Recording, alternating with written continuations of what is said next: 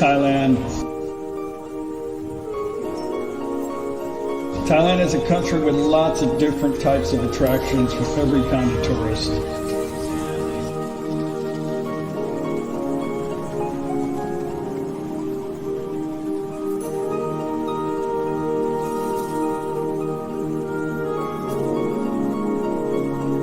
It's a mysterious, beautiful place with tropical islands, beautiful oceans, and exotic beaches that are usually empty during the day.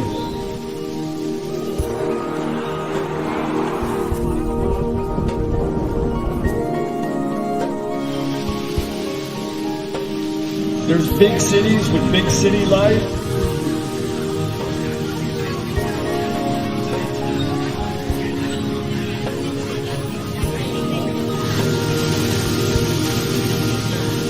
And there's jungle adventures in the massive jungles in Thailand.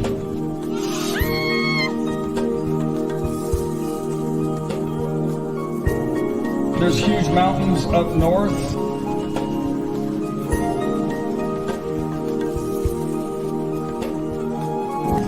And of course, there's awesome Thai food everywhere in Thailand.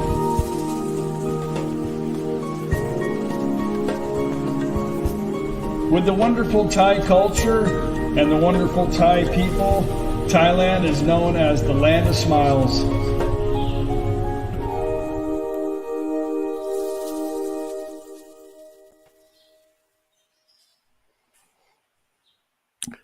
Well, good morning, everybody. Yes, everything's working. Yay. For some reason, I was having, believe it or not, some technical difficulties this morning. For one, I don't know why my camera wouldn't work, and we're trying to get Joe connected this morning, and we finally got him connected somewhat. But I hope everybody's doing great this morning. Need to do the signature sound check, make sure everybody can hear me. Just David says sound is good, so I appreciate that. Last time had some little echoing, I think, when I had Mom on here. I watched it later. It's like, oh God, this is horrible. Anyway, happy. What is today? Today is Wednesday or Thursday? Let's see. Oh, wait. My phone says Thursday, October the 6th. Good morning, good evening, everybody. All of my moderators are looks like are here in the house. I appreciate you guys coming, and probably going to have to watch it like a hawk today. So let me bring Joe. Joe on the stream this morning. Good morning, Joe. How are you? Good morning, Chuck. How are you, brother? We Some got to work. difficulties myself. We got to work out some bugs on the on the Apple. I think whenever Yeah, we get yeah, there. yeah. So we wanted to Well, test out your equipment today. That was one of the purposes of doing this stream. Also, yeah, yeah. Oh to get well, you ready for the cup of Joe. yeah, But maybe the cup of Joe's just not meant to be, man. Maybe the computer knows your maybe, story. maybe. Sabotaging you. Anyway, can I say something for 1 second? You can say anything you want, Joe. Congratulations on 70K Uh, subscribers. Well deserved. Well thank deserved. thank you very much. I Cheers to really do you. appreciate that. A lot of people say that I don't understand why you only have 70, Chuck. You guys have been around a while. Your content's pretty good, but I think not too many people want to do what me and you do, right? They don't want to come here and make this like a Yeah. retirement decision, something for the rest of their life. But not only that, but the age bracket. No offense to us older people, but we typically don't subscribe to stuff. I think it's just our generation. Like Thai people, whenever they say, "Oh, what's your YouTube channel?" Like the first thing they do is hit subscribe. I'm like, okay, thank you. And of course, younger people, I think our generation, they think I'm going to send them some magazines or have them commit to Yeah. something. So Yeah. I think when people hear subscribe, they automatically associate it with money. A lot of folks don't realize it's free.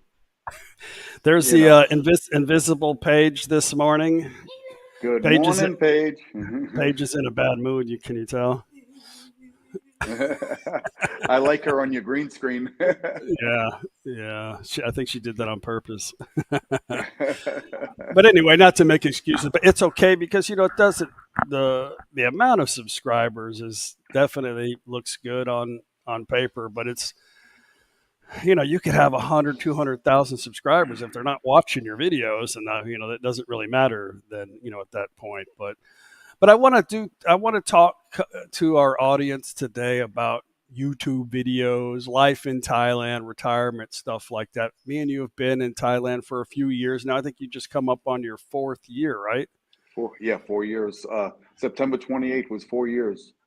Very cool. Mine is actually Thanksgiving Day, which will be next month, which will be 6 years in Wow. total for me. So very cool. Time So goes by fast. I think we have a little bit to share with people, some bad experiences, good experiences. A lot of Hmm. people come to us for advice on making YouTube videos. I guess it's just something to do. When you retire, you kind of need something to do. You can't just depend on friends, and I don't know. You got to find something independently to do to make your time worthwhile here, I think. Yeah, I agree. You have to. I mean, that's the main reason I did it is busy all my life. If I would have came to Thailand and just did nothing, God knows what I Yeah. would have got myself into. I didn't want to do that. Or I'd probably already left, gone back someplace else, not to the US, but someplace else. Right.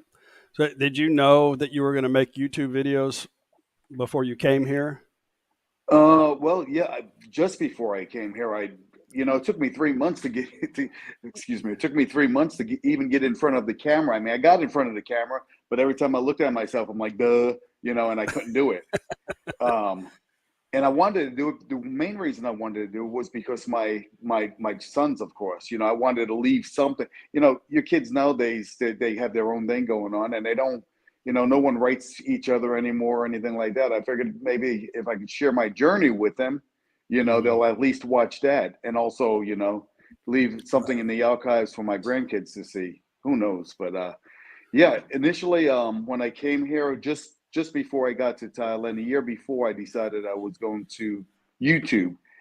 And one of the main reasons I did it is I was inspired by folks like you and other folks I was watching on YouTube.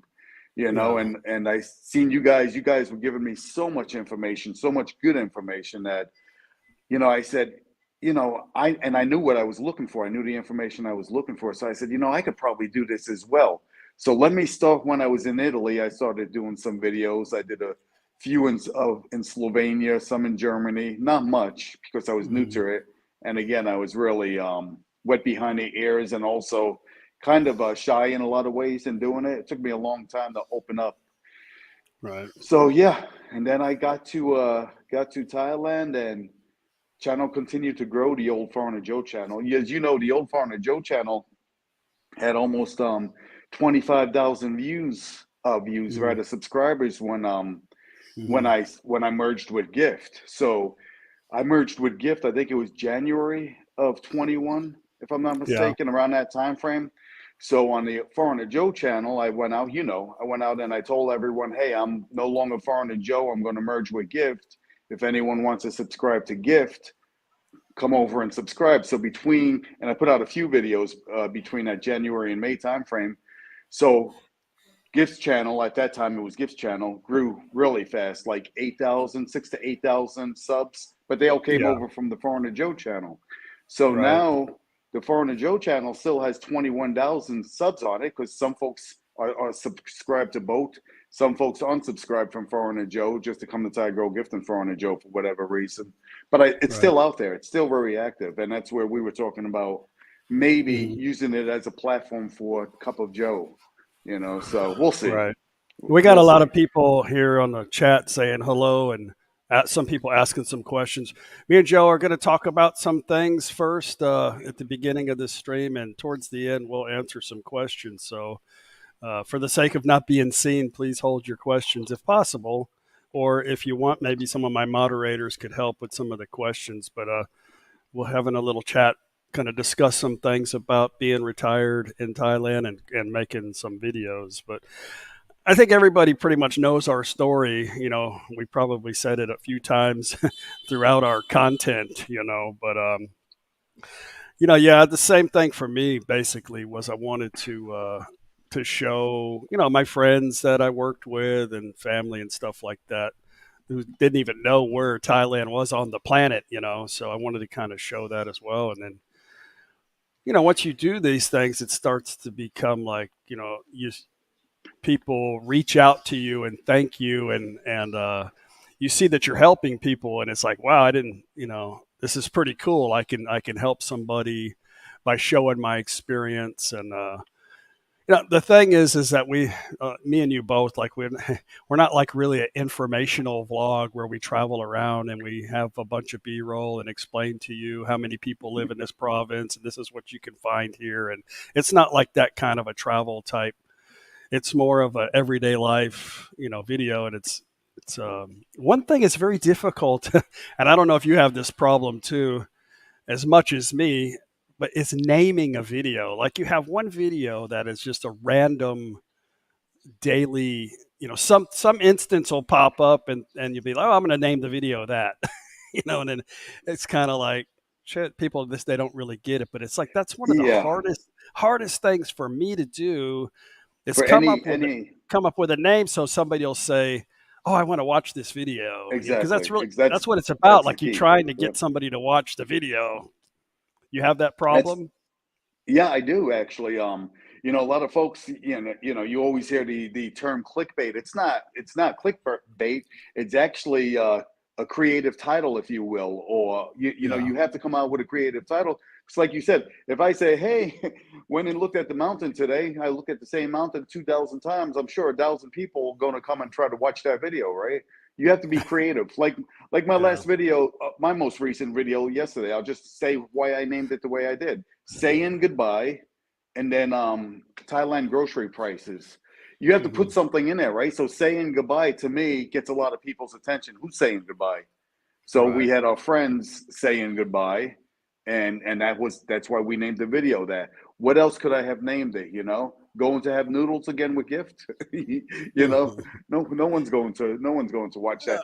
So you have to be creative. You only Right. have so many characters you can use, like you said, and you have to be very creative to get people's interest to open a video to begin with. That's why we do this, right? We don't Yeah. do it just to. I mean, initially we may have did it for our family and everything, but then once your channel starts growing, you like the fact that people are enjoying your content and they're appreciative. And 99.99% of our viewers are, right, as well as yours. Some Great of them people. get They reach some of out them to you. get angry, right? They get, oh, I kept, Oh they get yeah, angry. Oh, I'm unsubscribing. Like, okay, yeah. well, do you always announce that you're unsubscribing, or you always announce your unpleasantries on the internet? And my Yeah. biggest thing sometimes is that we're leaving or going home. Well, we're not like I don't have anything in America to go back to. It's like, what the hell am I gonna like? I think it's their perception when they see title like, oh, I thought you were leaving, but you're just going back to top. And okay, yeah, well, that's leaving, right?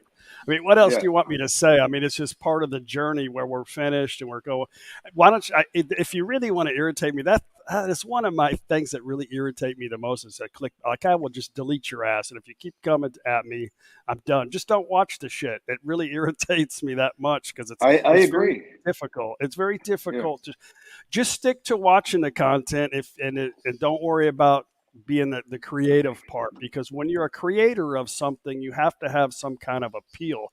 You know what's the worst clickbait for me is like you're walking down a street and you're trying to figure out what you're going to eat, and you see this picture of this big giant juicy hamburger, like the cheese is like melting out of it, and you're like, all of a sudden I want a friggin' hamburger. Let's go in here and get the hamburger, and you get the hamburger and it looks like crap. And like, damn, you got me, but hey, that's advertising, right? And same with pizza too. Like we fall into the pizza, Yeah, I've done that the a few times, crappy huh, Chuck? pizza thing. That to me is like clickbait. But hey, they got me in there. I bought the food. We had a couple beers. Maybe the ladies discovered some good choices on the menu, which they always tend to do. So Yeah, the way I look at it is, as long as it's within a content that you're publishing, it should be yeah, okay. And but I'm like you, people come and they say, "Oh, I'm going to unsubscribe or clickbait or something," and I'm like, "Well, obviously I got you to watch it, so you wouldn't have watched the video anyway had you not read the right, title. So why are you right. even watching and commenting, right?" That's the way I look at it as well. Don't To me, we love our subscribers, we love our viewers, and all of that. Mhm. But watch the content. That's what we do. We're content providers. We're content creators. Just watch content to be happy. If you don't like it, give it a thumbs down and move on, or just move on. You know? I think there's a few cultures out there they just love to complain. Like they look for something in the video to complain about and then leave a comment. these are the Yeah, these are the yeah, funny things about making YouTube. 90 yeah. 90 a good top 90% of the comments and people really enjoy the content, and then it's the negative things that we tend to key on. But it's just human nature. Like if you create a picture and everybody loves it, you got one guy in the crowd says, "Hey, this stuff sucks." That's really gonna bother you. When somebody does that to you. I don't know why. A lot of times, comments and stuff. Replying to comments is that's a little difficult for me to do sometimes because I'm not. It's hard to really tell what that person's really thinking by just words on a screen, and you don't know their sense of humor or really where they're coming from, or a lot of times it's a video that I posted a few days ago and I don't even remember the content, and I'm trying to go through the comments and they're saying something that just doesn't make sense to me, and maybe I'll say something sarcastic back, and then they get their feelings hurt sometimes when they've been watching us for a while and they feel kind of connected to us, and then all of a sudden we've talked down to them in a way that seems to be disrespectful to them, but really just kind of joking around and being sarcastic. I mean, you know me. I mean, all of us in our group, we're really not very sensitive people. We're pretty sarcastic. We pretty much get at each other's Yeah. faults, as part of our friendship. And I think in reality, that's kind of how I am with people too, because I don't like confrontation really, and when something really hurts me, I just laugh it off. And, when somebody's bothering me, I just joke it off. But the comments are difficult for me too. What about you? How do you Yeah. deal with that? Well, first let me talk about sarcasm. Being sarcastic in a humorous way, which we are usually. There's no hate behind it. It's just, giving a little, pushing a little. That's what we do in life, right? It's fun, I think. Yeah. Anyway, you know, you and I could get like, give a little sarcasm to each other also, but it doesn't offend us. We're enjoying it. It's fun to me. But anyway, in saying that, the comment section, I would agree. Like, for example, for me, I'll say in a video, like just a recent video, not to go into it, I said, please don't mention so and so. I'll have to delete the comment. Some people mentioned and I deleted the comment. Now, doesn't mean I don't appreciate their comment or anything like that. It just wasn't the right time for that, that specific content that I put out, I guess, Yeah. for the best way to say it. So, but also like you, I get some comments and I'm reading them. I'm like, huh? I don't understand it. So I have a Mhm. choice. I could be a little sarcastic. If I think that they're giving me some sarcasm, I could delete it.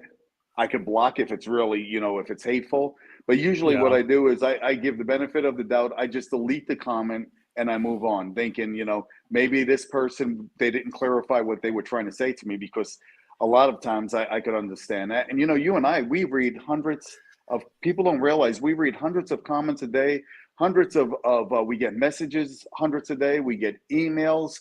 I mean, we're on all social media platforms, if you will, with Facebook and everything. We got a lot, with, not only are we creating content, but we're really trying to appease our audience, and we're trying to answer their questions, whether it's email, comment section, messenger, or whatever.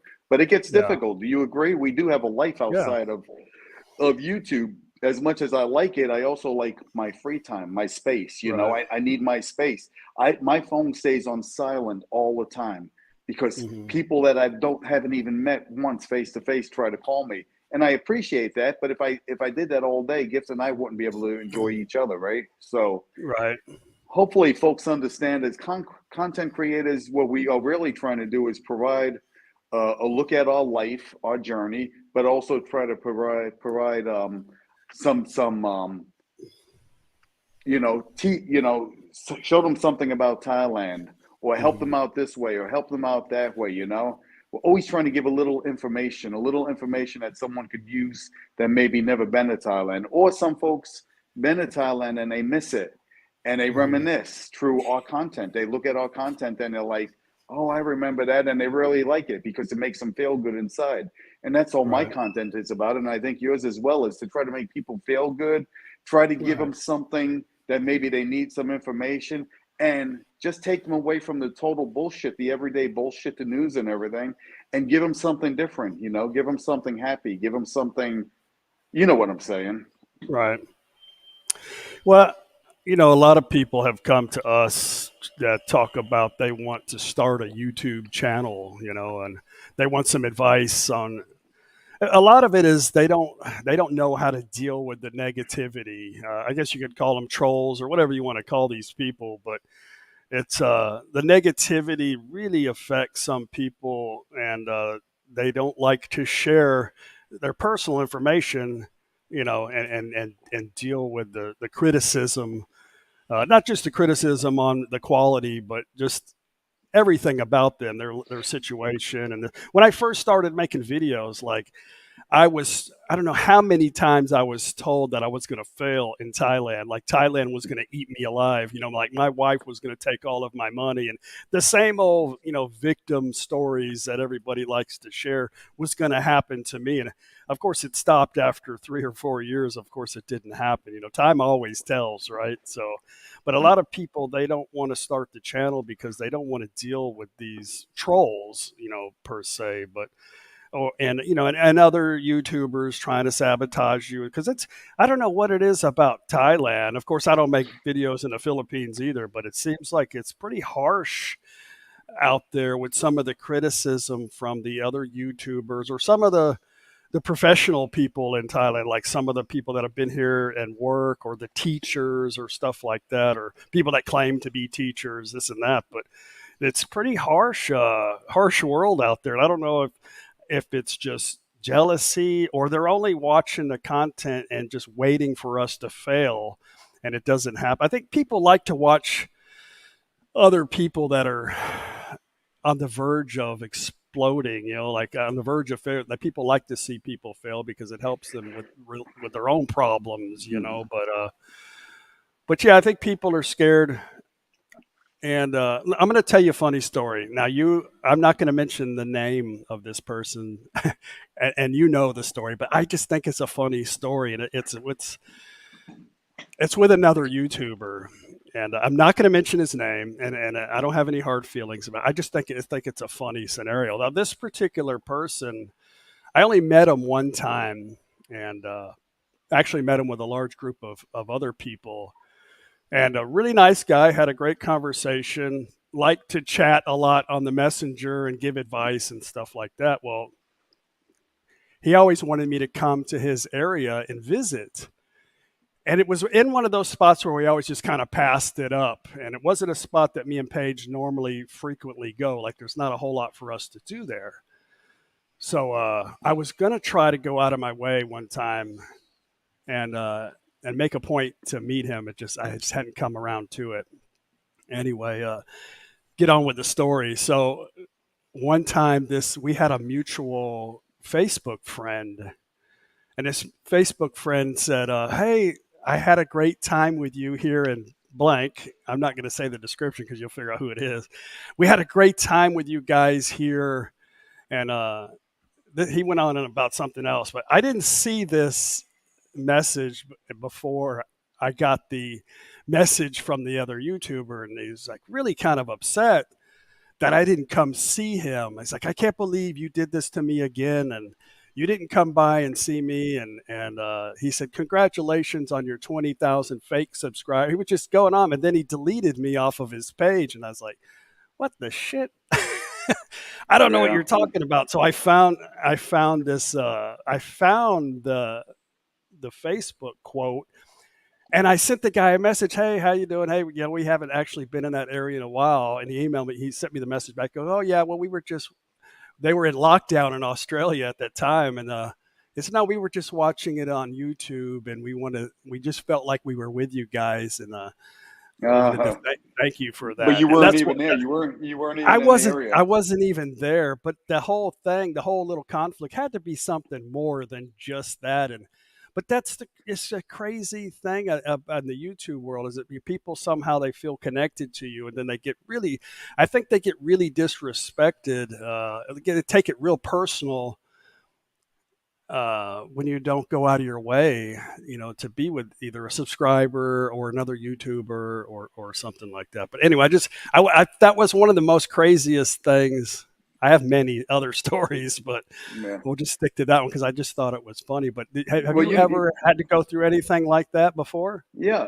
Well, but you know how it is. It's maybe not the YouTuber, maybe it is sometimes himself. But then as YouTubers, then we get 10 messages. Hey, this person, I don't believe they disrespected you. They didn't even come to visit you. Did you see this?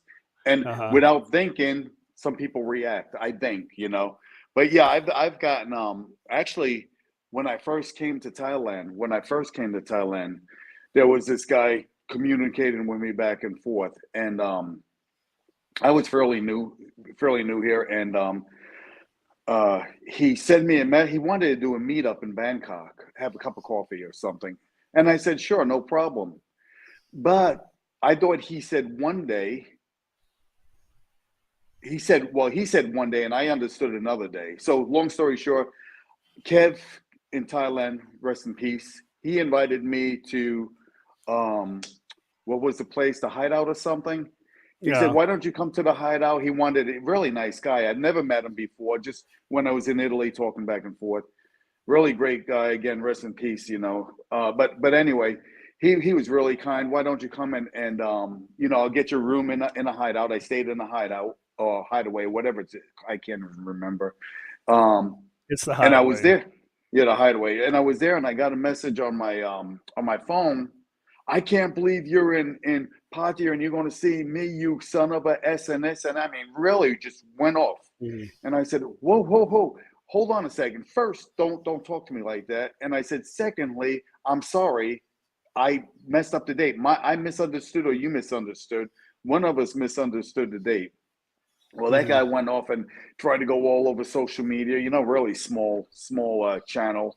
Tried to go all over social media and everything. I mean, just kept going off, and then started saying stuff about gifted. Till I just had to block him. I just had to block him. Yeah. I mean, I apologized. I thought he came back around, and he was because I'm the type of person water under the bridge, right? Even though he was nasty, I was still willing to meet him for a cup of coffee, and settle our differences. But Right. he wasn't going where I thought he turned around. He just got nasty again. So I just had to block him on Facebook and Messenger and everything else because it's ridiculous. Life is too short. Come on, we're just people. We make Hmm. mistakes, and I think that was it was an honest mistake. It wasn't anything intentional. And again, till today, I don't know if it was his misunderstanding or mine, but yeah, I've had that before. Hmm. So Yeah, people say, "Oh, well, you're just too high on the platform. You think you're some kind of YouTuber guy." But the reality is I don't look at anything like that. Like we are just normal people that just normal show people, yeah, everyday yeah. life videos. I mean, if you meet me, I'm the same person that I am on the video, and I'm not gloating about Thailand, going, "I'm some kind of this or that superstar." Like that's you're not gonna do that. So, Yeah, but and I people. can vouch. I can vouch for that. You're an asshole off camera and on camera. No, I'm just kidding. I am. You That's know, why I'm I'm just kidding. limited to friends. Yeah, no, that's okay. Yeah, I and you as well.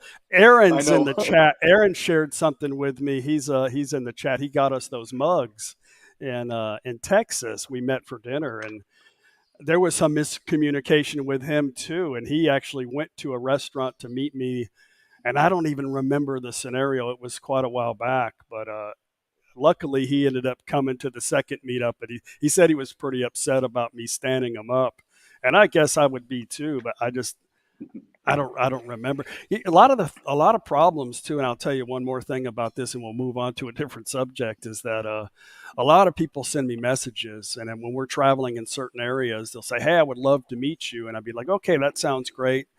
But I have so many different platforms where people contact me and it gets lost in the bunch and I can't find it. So I have no way because I don't like to say specific dates Yeah, on the internet. yeah, So if you want to meet me, you can contact me in a social media platform where we can recognize each other. Um, and then I'll meet you. But I lose these messages in the mix of all the other ones, and then they get upset. Well, why didn't you send me a message? I would have loved to meet you, this and that. Like, this is not for some.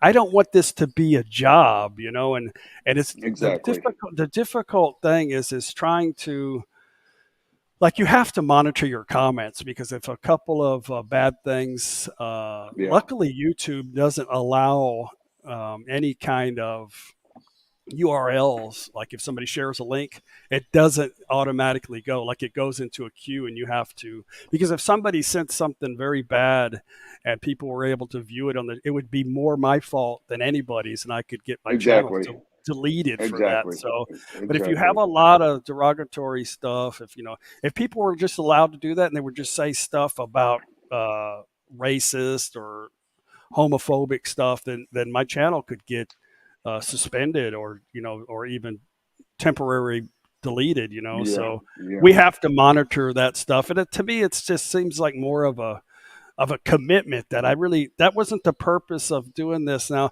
I enjoyed it first, going back and helping people find links and sharing some experience, but now it's become pretty overwhelming, and I try to thank as much people as I can on the first few hours of the video, but they don't realize how many comments that we get throughout the day. So yeah, that's yeah. one downside of having quite a few people watching your content, Mhm. and having questions. Some of the stuff that you see later on, like, man, it was a really good question. I wish I would have reached out to him, but it gets lost in the mix, Yeah, and I was actually making because the same way people. Well, I wish you would have came and stopped by and met me, when you were here. But you know the deal when we're traveling, yeah. like you said, and our plans change. We're very we Mhm. go out there and just go. We don't really have a schedule. But I've had the Right. same thing, and I started making copies of all of these people. But like you said, you can't keep up with it. It's just too much. You want to get back with them. If I stop in this area, and east onto something, yeah, I'm going to stop and I'm going to see you. But then, like you said, you get lost with it. And Right. the same thing with the links, like you said, folks. If anyone's still that's on my channel, please don't send links. If you want to send me a link, send it in a private chat, because I don't want to open that link either. You know, if you don't know Mhm. what you don't know what you're opening. Nowadays, you got to be very careful in opening links, right? On Mhm. anything, and people try to send me attachments. I don't look at it. I'm sorry, I can't afford to get a virus on my Right. in my email or whatever. So I'm really, really, really careful unless I know the person like you. So yeah, I'm Mhm. the same way, and I have to monitor all. I mean, that's another thing. Folks send me a comment. Hey, I tried to send you a comment and it's gone. No, it's there. I Mhm. just hadn't gotten to it yet. I sleep, Mhm. for 6, 7 hours, so I'm not looking at my comment section. So during that time, you may think it's gone, but no, it's in cyberspace waiting for me to approve it. So, and Right. it's not their fault, because 99.99% of the people are really good people that watch us. They're great, and I appreciate it. But you still, that just one little one makes the difference, and that's where we have to be very careful. Can you imagine if somebody says something derogatory, or racist or something on your channel overnight, and you it's there for 8 hours? You can't Yeah. have that. I can't I afford to know. do that. Same thing. One more thing, and like you said, want to get off, but this is a good opportunity if folks are watching us for you know why we YouTube, and our experiences and everything. Also, I don't want to be political, just like you don't, on our channels, right? So folks start sending these political comments one side or the other, I just delete them. Maybe I agree with that person, but I'm not going to leave it on the channel, because our audience is a wide audience from all over the world. They don't want that bullshit. They come to watch us to get away from Mhm. that, right? They don't Right. want to. They just turned off the news so they could turn on something happy, watch gift drink or ice chocolate and do a happy dance or whatever. The last thing Mhm. they want to see is someone injecting their political views. So nothing wrong with that. And I'm, again, a lot of those folks I agree with, but I'm not going to put it on our YouTube, because that's not what it's there for.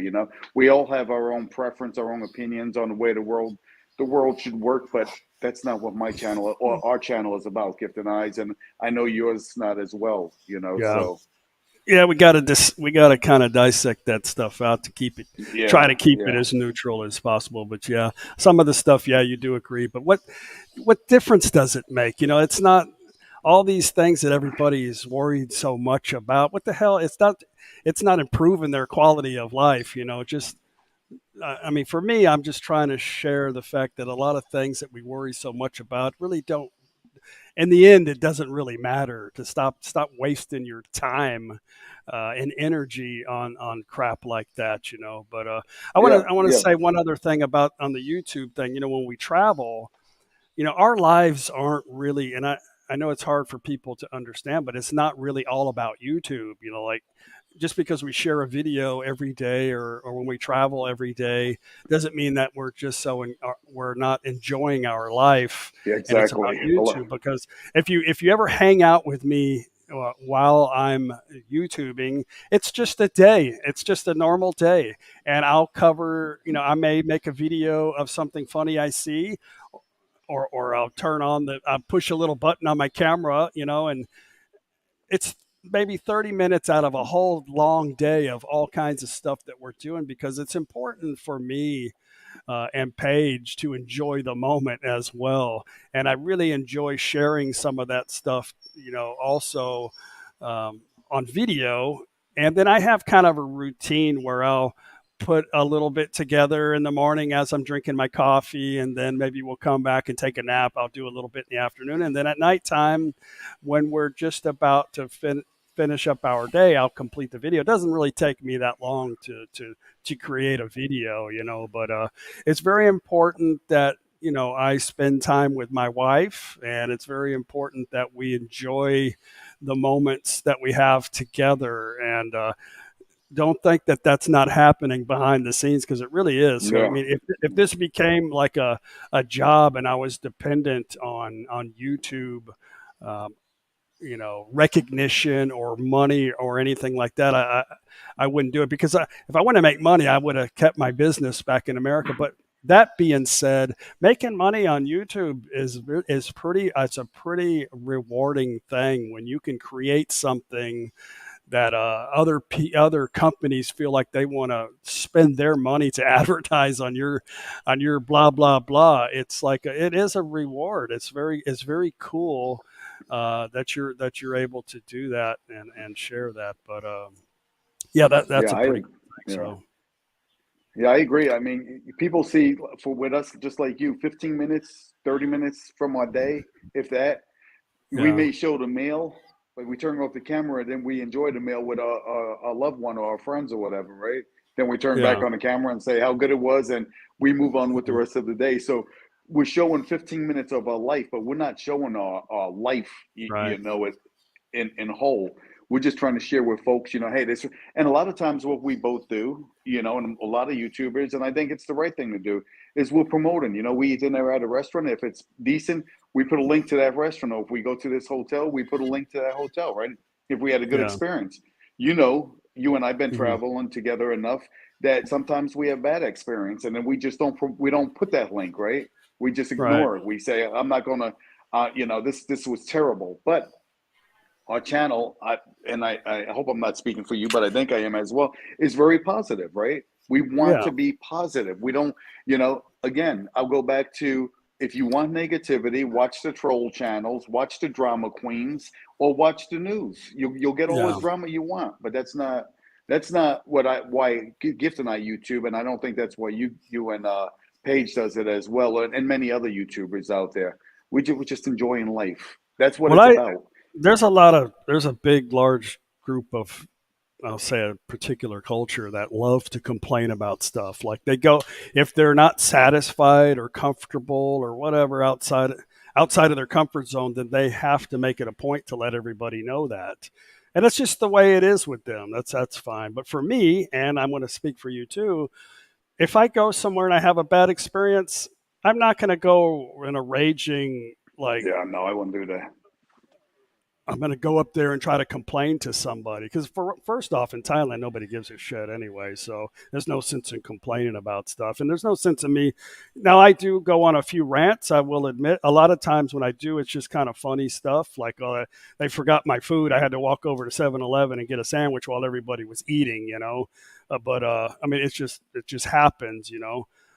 And that's how I dealt with the situation. But typically, if we go somewhere, and it does happen a lot, or we've stayed somewhere which was just way over the top, too noisy, or whatever, we just won't show it in the video. We just won't go Yeah, back. exactly. So in real life, I just don't go back to the restaurant. That's it. Or sometimes I'll go, hey, let's give it another shot. Because the food was good, but maybe the service was just off that day. Not that I need comfort in somebody, but it's like if somebody was like really rude or forgot your order or something like that, then I'll just maybe give them another chance. But anyway, Yeah, I give folks a good hint. If you ever see me in our area, in our town we live in, promote a yeah, restaurant, say, hey, the food was good here, but then all of a sudden I go again and again, I have a bad experience. Don't If you've only seen it one time on our channel, mhm. chances are you don't want to go there based on our experience. But I wouldn't show it again, right? I'll show it one time and that'll be it. Well, I You want know. to talk a little bit about our retired life successes and non-successes living in Thailand. A lot of people, they say how lucky we are to be in a relationship with a good Thai woman, and they're pretty much our crutch through Thailand. That's helping us out, and I agree 100%. You I know Gift. Gift is she is awesome. She's a gift, 100%. She's a very good woman. My wife She is very is. particular about people, especially Thai women, because she just can't relate to most of them, because Paige lived in America most of her life. Now she didn't really like become the American culture, but you got to realize that when people a lot of the Thai people that leave the country, they're pretty aggressive. Like they want to get a good education, they want to find a good career, they want to make money.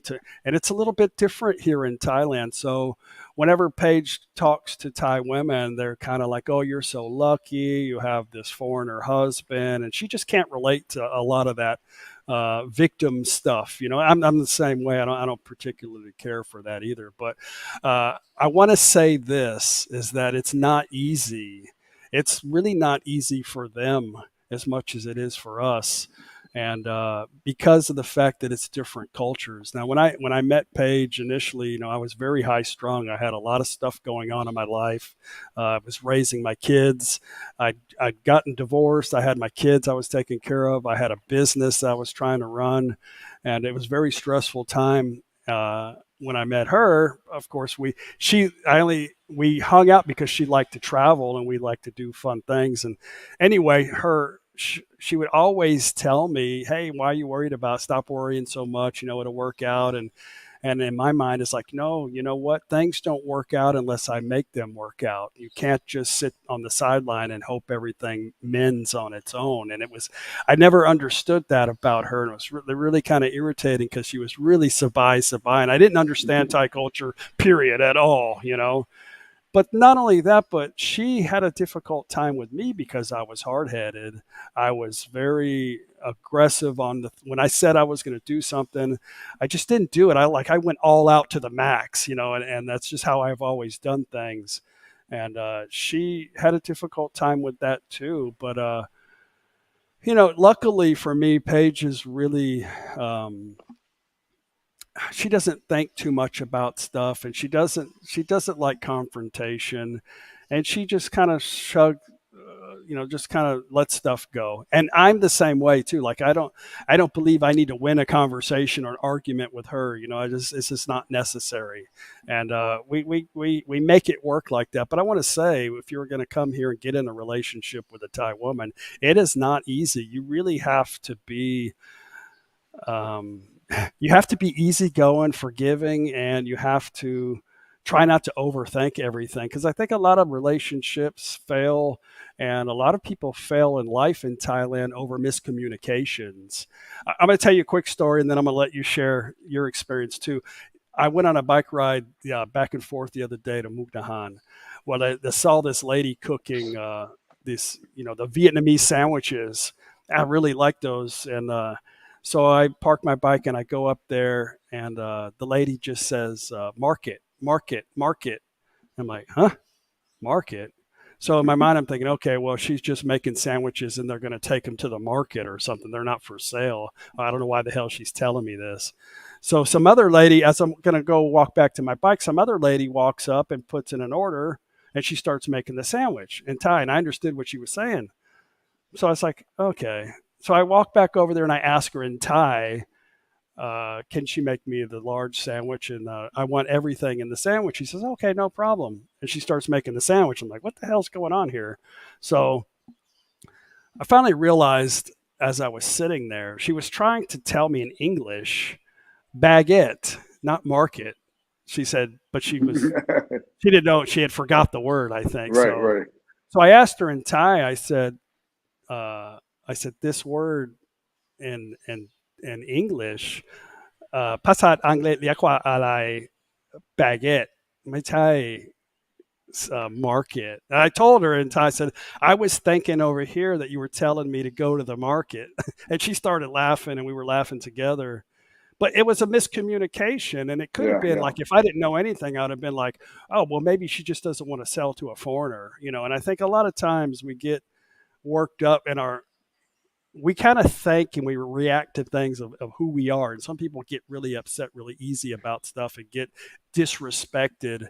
And I think a lot of times our problems with relationships and with situations, it's usually a miscommunication thing. But anyway, I'm very lucky to be with Paige. I wouldn't trade her for anything. If she might trade me one day, I'm not sure. But I will tell you this: if it didn't work, Paige wouldn't be happy. If our background life was really kind of some facade, Paige wouldn't be happy. I wouldn't be staying in this house. I love my family here. Everything just works. We're able to come here and travel and live a lifestyle that we want. We didn't want a place that we felt like we had to commit to. Like, just, it's not saying we won't do that in the future, but this was what our plan was in our life, and it's working. And if it doesn't, we fix it. But we always have to move forward in everything that we do. So I kind of rambled on a whole lot. Sorry about that. I talked too much. You do, you have a beautiful wife, and truthfully, I mean, those folks that watch us and know us, you and I have a great relationship as well as Gift and Page, because we just connected, right? You have to have Yeah. something in common to connect. But same thing with, like, if so folks are coming here, one thing, the biggest challenge for folks getting together with a Thai lady is going to be communication, unless she speaks perfect English or they speak perfect Thai, right? Yeah. You're gonna have that. When I first met Gift, she didn't speak a lick of English, and I didn't speak Thai, of course. And I still, of course, your Thai is very proficient. If you ask me, you're very good at it. But I have Like a a difficult 4-year-old. time. No, no, I have a difficult time. People, why aren't you learning Thai? Well, I know some words, and I could listen to some conversations and pick up what they're saying, but I could never speak it. I have German. I know German because I lived in Germany. I know a little Italian. And at my age, it's my brain's not a sponge like it used to be. Give me, 10 years ago, 15 years ago, Yeah. maybe. So, but one thing I can say, if you're going to get in that relationship, because a lot of folks that talk to me offline or we meet, that's the biggest challenge. Well, I can't really talk to her. Well, that's the it's kind of a package deal. You're going to have to get used to it. I will never be able to hold a conversation, I don't think, with Gift the way I'm holding a conversation with you right now, right? I Hmm. mean, we could have conversations, but I rattled on like this, if I rambled on like this, she would be like, huh, huh, take your time, talk slow, use the Google Translate when you can. It doesn't always help. Hmm. But accept the fact that if you don't speak Thai and they don't speak English, that there's always going to be a little communication gap, and you have to be Hmm. sabai sabai. You can't get upset. One thing, when I first started YouTube and with Gift in the very beginning, good thing there's an editing program, because I would be talking and I ask Gift something, and we're going back and forth, and I'm like, and I realized on camera while I was editing, I'm like, holy shit, am I really like this? So YouTube kind of helped me, take a step back and realize, wait a minute, I'm a guest in this country, Right. and I'll always be a guest in Thailand, and I have a choice. I could stay here or I could leave, right? I love Thailand, but I'm a guest, and Hmm. any expat that moves here or any foreigner that comes here, even to visit, they got to realize they are a guest, and Hmm. Thailand is not going to change for their what they desire. Thailand is Thailand. They're going to have to get it. They're going to have to adjust and adapt. That this is the way Thailand is, right? Folks talk about Right. Thailand safety. Thailand, get used to it. This is Thailand, right? It's their Well, country. It's their culture. I want to skip off into the next topic, and it was about language. And a lot of this is a big problem for people coming over here, that they find themselves in certain areas of Thailand, and depending on people that speak their own language, and instead of venturing out on their own, because it's a scary, dangerous world out there when you can't Yeah. communicate with people. But I'm going to tell you this: in almost every relationship, I promise you, the Thai woman always ends up learning how to speak English before the guy. He can say 2 or 3 words, and uh, I mean, it's always late. Well, here's my thinking on the reasoning for that, and it's my experience. Like you said, that you can't learn Thai because you got too much going on, which is true. So Thai people, they don't overthink everything typically, and if you're in a relationship or hang out with enough Thai people, you'll see that they don't really overthink too much stuff. Not everybody, okay, but most of the culture is like that. So it's easier for them to pick up the language because they're not trying to compare it to all kinds of crap that they know, their language and this and that. And the problem with us, and a child can learn multiple languages because they don't have anything to relate them to. They're fresh minds, but our biggest problem is when we're trying to learn something like a letter in the alphabet, we're trying to think, well, what is this in comparison to A or B? Or what is this word in comparison to the meaning of, in English? But what you got to remember too is that the culture is so different and they don't think the same. So when you're speaking in Thai, you have to understand the culture and the way that they think. Like, for example, I learned how to say Wani agati, which means the weather is good today, which in my country, we usually will just start some random conversation with somebody. Hey, it's a nice day today. Just a friendly little gesture, right? Well, in Thailand, they don't do that. They think, what do you think? I'm stupid? Like, what is there a storm coming or something? Why are you telling me this? So, but what they do, and we would not do this in our culture, is they always ask us, have we eaten? What did we eat? Or where are we going? Where are we going to go next? Do you have any kids? I mean, they get real personal with stuff that we would never do in our own culture. So it's not just about understanding the language. It's about understanding the way that they think. But the biggest problem with everybody is we are always comparing. We don't allow ourselves to absorb the language because we're comparing it, and you can't compare it. The alphabet is nothing like English. The words are nothing like English. The thinking is nothing like English culture. I mean, it's just totally different. And if somehow you can let that go, you could absorb that information and you could learn. But that's Yeah. something that it's very hard to do. But Yeah, well, I I don't speak very good English. I'm from Hoboken, New Jersey already. So trying to get me to speak Thai, I mean, I tried. yeah, I actually had a teacher come over, and try. And after the first day, I don't know if he wasn't good enough or what, but he kept trying to get me to say these different words and they just weren't coming out right. I was like, yeah, okay, I'm done. I can't do it. I just, hell, truthfully, I mean, I'm from New Jersey and I lived in Europe for over 30 years, so right, between living in Europe and speaking other languages and leaving my own country and everything, it gets a little confusing, believe it or not. yeah, So just the way it is. But I hear what you're saying. You're absolutely right. You just have to you let it go and it'll come and it is coming. right, But I'll never be able to have that conversational tie like you do with your folks, your friends and every one of Thai people. But I'll be honest with you. My opinion is one reason you learn Thai better is you live with Thais, right? You're in there, you hear Thai all day. When I was in Germany, my wife at the time, my ex-wife, was German, right? She didn't speak a lick of English. I learned German like that because I was living in the culture. I lived in the yeah, culture. So you pick it up faster. It's just me and Gift. A Gift and I, you know what I mean? But anyway, it's right, Gift and I, right? So I prefer to get Gift to learn English as opposed to me learning Thai. We both can't do it at the same time because it's only the two of us, right? We don't right. have 10 other people to fall back on. If I was with a family, maybe. But and Gift is learning. I mean, Gift saying, in fact, little story. Gift now speaks so much English, and we'll be going doing our things all day, and then we get ready and we go to bed, right? And then all of a sudden, Gift, I'll say, Gift, who taught you English? She says, you did, and I say, I'm sorry. Yeah. She is. She's getting. I'm so proud of her. She is I think so it's just getting so something good at it. you have to commit to. And that was coming here and doing YouTube wasn't my first commitment. My first commitment was to learn to speak Thai.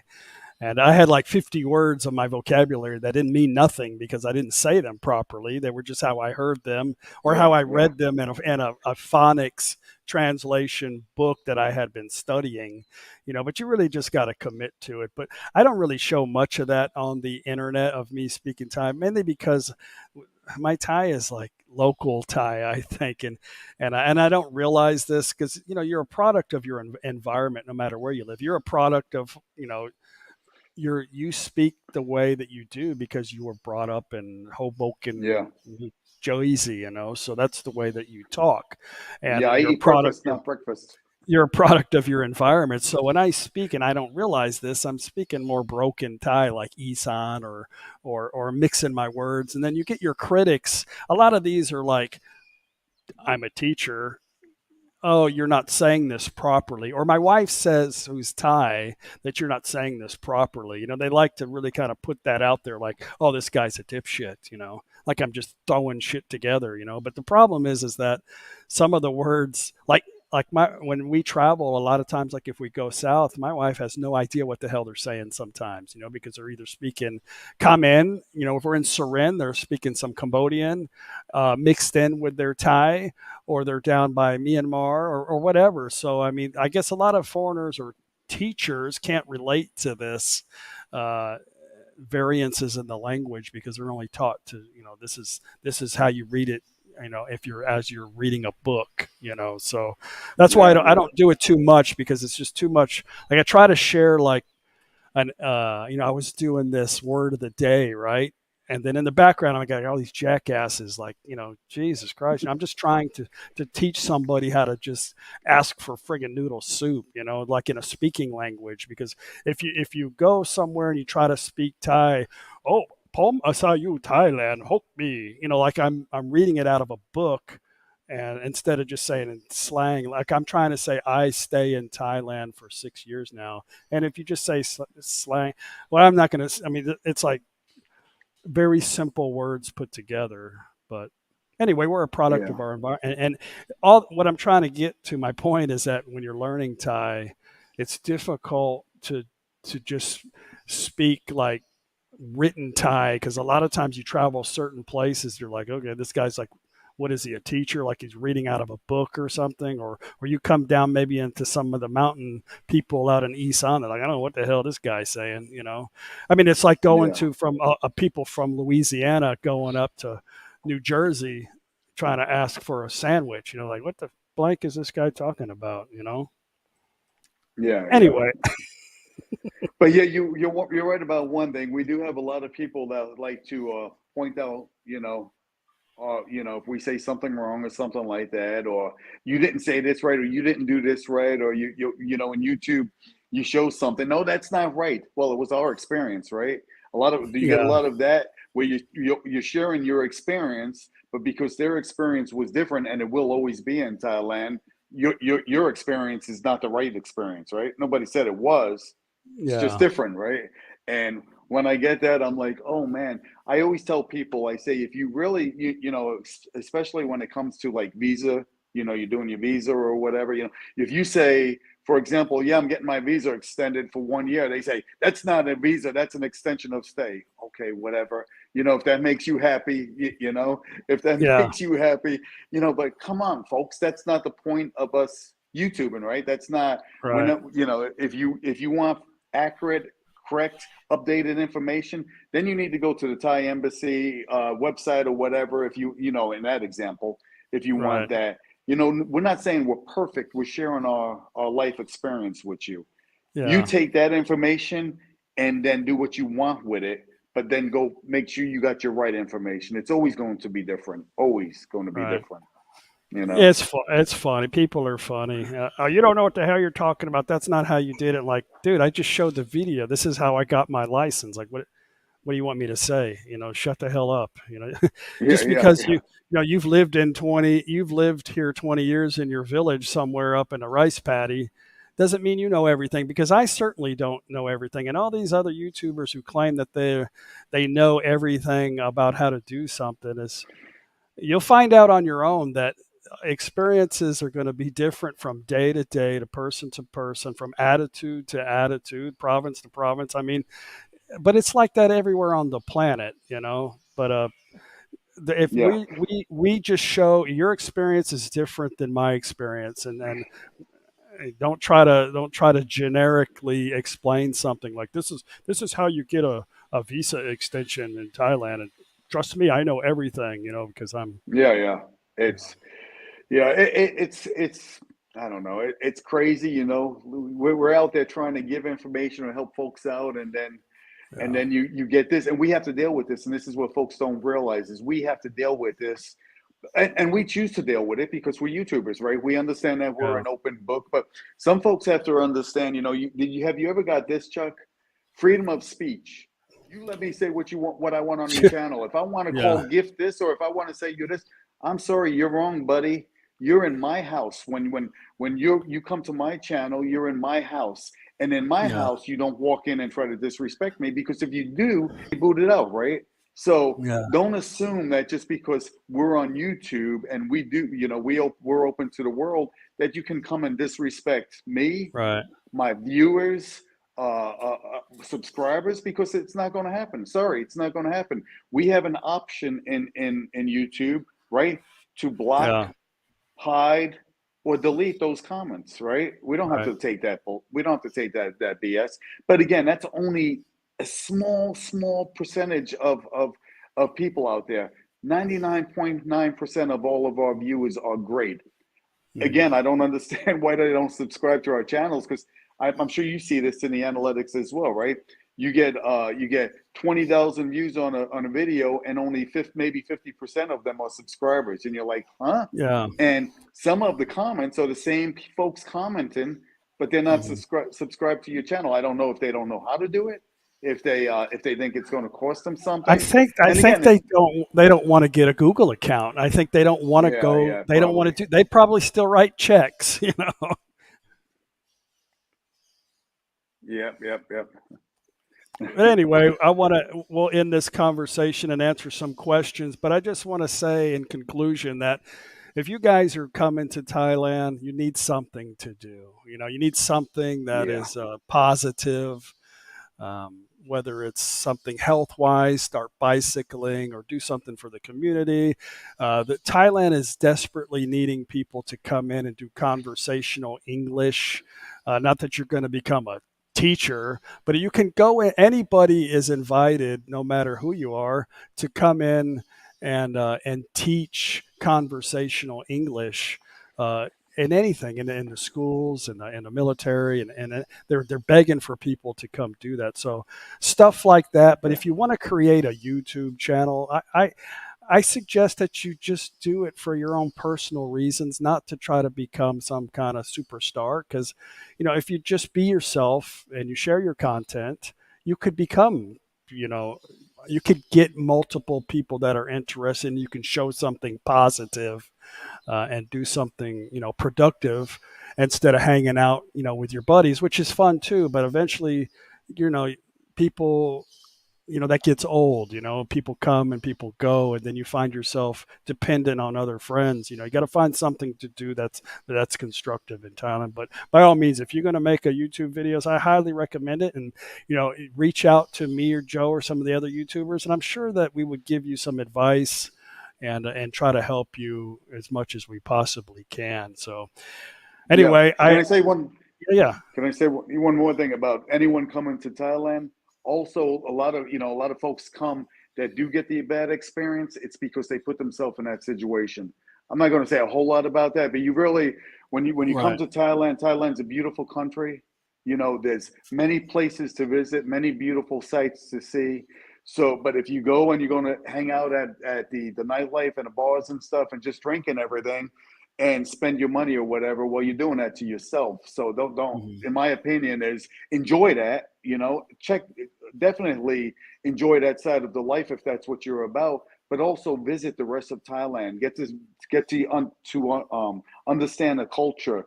Get to see all the beauty that is around us, because there's lots of it out there. So just don't come and again sit in one location for 2 weeks or 2 months or however long you're here. You may wind up with a bad experience, and then they want to go and they put it on social media. Oh, how this happened to me, this happened to me. Again, sometimes they're the victim of their own circumstance, right? So There's just always another just side to a story, yeah, right? always a good, just some advice I'd like to give, because I've seen it Yeah. happen to too many people that talk to us on in a back Right. channel and everything, and I tell them, I try to tell you, try to warn you, but Yeah. anyway. Yeah. Okay, moving on. Expectations usually what gets the best of them. But I'm going anyway, to go grab a cup of I'm out of coffee. cup. Okay, I'm do going it. to grab a cup real fast. You want me to grab you a cup as well? Yeah, because I'm empty. Just Okay, tell I'll Gift to fill it up make here us in a a cup. second. Yeah, Gift is probably still in bed. What time is it? I don't even know what time it is. 8:39. All right. Okay. Well, if you guys got any questions for us, there's quite a few people in the chat. I appreciate everybody here. 514 as of right now, but we just spent the first hour just kind of talking about expat life and making YouTube videos and just sharing. Me and Joe probably could talk all day and share all kinds of stuff on the internet, but we probably end up getting ourselves in trouble for some of the stuff. Man, what's he making that coffee right there? I That's thought he not was me. making That's not me. That's not me peeing. yeah. No, I got my Anyway, AirPod in, so oh, okay. so it That's what I was like. I see so the it goes. phone sitting there at an empty chair, so I just Yeah, no, I have my uh, AirPod, so I could hear everything you were saying. I I took you wanted to off the make sure if you screen. said something, I was hoping you'd say something negative about me when I'm thinking I didn't hear Now, you. come on, But I, you know I'm much better in person with that. It's more funner that way. Anyway, alrighty. I want to thank everybody for being here. I can't say hello and thank you. I see we got a lot of awesome people here today. And yeah, thank you, everybody. And thank you for the thumbs up. I appreciate that. And if you haven't subscribed, you know, that subscription, it's more important for people to watch the videos than to actually subscribe. But if you haven't, I promise you, I won't send you anything in the mail, you know. Just hit the subscribe button. I would really appreciate that for sure. So Can I say something? If I'm looking over this way, it's because I'm looking at my screen yeah, on the comment section. If I'm looking this way, I'm looking at my phone and the camera because I had some technical difficulties trying to log on this morning, so wasn't yeah, able to do it on my computer like I hoped I would have. I got my computer, another computer running over here that's showing the actual YouTube, and then the Yeah, the try to get this where the I don't. StreamYard is actually, I don't know which, the comments come up first on the StreamYard or did they come up first on the YouTube? I don't know, because I've had to delete already a couple of people talking about other people that don't need to be mentioned. So Yeah. I anyway, understand that. Yeah. so let's get with the first questions. I see Mr. T is in the house. Good morning, sir. In Thailand, if you're watching someone on YouTube and you don't like the content, is it like the US where it's apparently impossible to just not watch? You know, it's funny, T, is that people, they have to tell you their like entertainment needs. Like, this is what I need for you to entertain me. And if they're not satisfied with your content, they have to actually tell you, which is strange. Like, I would never like write a letter to somebody and, you know, telling them how I don't agree with them, or type it. Just don't watch the shit. If you don't like it, just don't watch it. But I think they want to go do some kind of back and forth with you for attention. So, Dirty Lurker, thank you very much earlier for the donations. I appreciate that. Did you change your shirt, babe? Oh, you only got a few green in the shirt. So, you ready to go on the next trip, Paige? Yeah. Yeah, I think we're going to want to go to Kotao. Kotao. So, want to hit that up. So, yeah. Good morning, everyone in the chat. I'm sorry I didn't see all these names as well, but I see a lot of folks there. Gator, Jake, T, a lot of folks. Kevin, only ones I could see right now reading. Love one another. I Mitch. like that. How are you today? Question, trying one more time. I wasn't able to get to any questions because we were in a conversation, and there's about 500 people in the chat, so it's difficult to catch them. So if I miss you, don't get upset about it. It's just that there's a lot of stuff coming up, and it's difficult to answer the questions properly. So I went too far and out of my way on your response of your trying one more time. So is there an update on Kara's house? Well, we're not there to do that. I'm dependent on Joe to do that. Yep. So I'm sure Joe. The problem Joe did show me. He walked over there yesterday on a private chat, and it's been raining there, so they're waiting on the painter to paint. He can't paint while it's raining, so hopefully we're still in the time frame of the end of the month. Well, they've got some windows in. They have some tiling done, just some in the one bathroom in Vincent Yale's house. But the painting is the issue. It's raining right now again today, so they can't paint supposedly when it's raining like that because the Right. windows and doors aren't in, and it's not bad for the paint. But I think it's still on track. I think it may still be done by the end of this month. But yeah, Right. I will do a video, an update video, probably here in the next few days, showing where they're at. So Bobby Diggs said, Chuck, we were planning to come to Eson in 2 weeks. How was the flooding in the area? Will you be around in 2 weeks? Maybe we'll stop and bring you some grits. I don't see any flooding out here actually, but the thing about Thailand, it floods like all the time, but it usually goes away pretty quick. I know the TV likes to key in on certain areas but this people are used to the flooding. The draining here is, I don't know why they can't design it like in Florida where they have canals through everywhere, but it's just the way that it is. But I don't see any flooding here. It dries up pretty quick. But anyway, I'm sure she'd appreciate that. I think quite a few people are wanting to. I hope Mom eats grits Mom, I hope you like a lot of damn grits because I think you're going to have a refrigerator full of grits. well, bring me some, Chuck. I'll put cheese in them. They're good with cheese. Okay, we'll just knock on Mom's door. She'll make you some. That's right. That's right. Your mom's going to be here. That's going to be awesome. Nikki Cat 71, Chuck, I bought a few things for Kara. I will email you about it this week and send it next week. I'm sure she really appreciates that. Thank you very much. Let's see here. T says the weather down there might not be good to travel by boat. We probably won't be in that. I don't know when we're actually going to travel. I think rainy season will be over by the time we end up heading that way. Love one another. I'm not upset at all. That's good because a lot of times when I comment, I do it in kind of a sarcastic way. So if you guys have been watching me for a while, you know that I'm kind of a sarcastic person. So and I kind of go over the top with my explanations. I think sometimes I used to do that with my kids, like when they'd ask for something.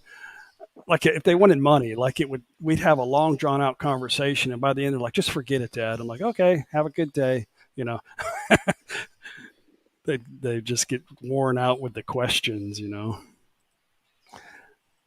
Let's go back here. Sally Lee question: are there a lot of Canadian retires? There are quite a few Canadian people here. I think it's a matter of Thai people going to that country. So like there's a lot of people from Los Angeles, California, because a lot of Thai people like the weather in Florida and California and in Texas. So, but there's a lot of Thai people that go to Canada. I don't know why the weather's not good there, but yeah, there's quite a few Canadians here. I've met quite a few. We have quite a few Canadian subscribers. Time traveler off topic question. Other than Coatlipe, do you know of a similar beach that you can stay on with a nice reef to snorkel in all day? Where's the best snorkeling in Thailand? I've been told Koh Tao is one of the best, and there's some places out in Krabi. I think Daz would know the best places. Daz, if you're still here, you can answer that question. What about you, Joe? You know anything? I've heard. I mean, I don't know, but from my own experience, but I hear Koh Samui, Phuket. I've heard a lot of people go in Phuket. Yeah. I don't know exactly what's there, but I'm not sure. But I guarantee if time travel, if you Google that, Google the 10 best and you question, and it's going to pop up. Yeah. Here we go. I want to respond to this. The deserter, Kiwi. Question: Democrat or Republican, and will you absentee vote? I think they're both. No, like I'm not even going to talk about it on this channel. For one, it does.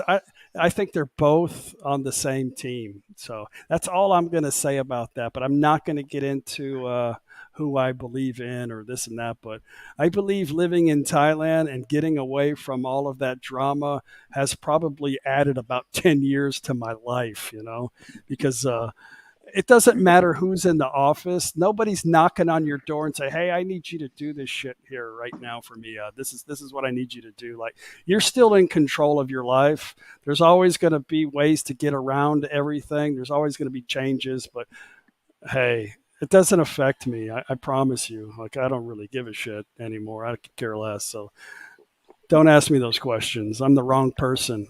Maybe Cup of Joe, you can chat about that. Yeah. Yeah, it's not going to happen on our channel, that's for sure. Not the Yeah. Thai Girl Gift from Phone Joe channel either. Yeah.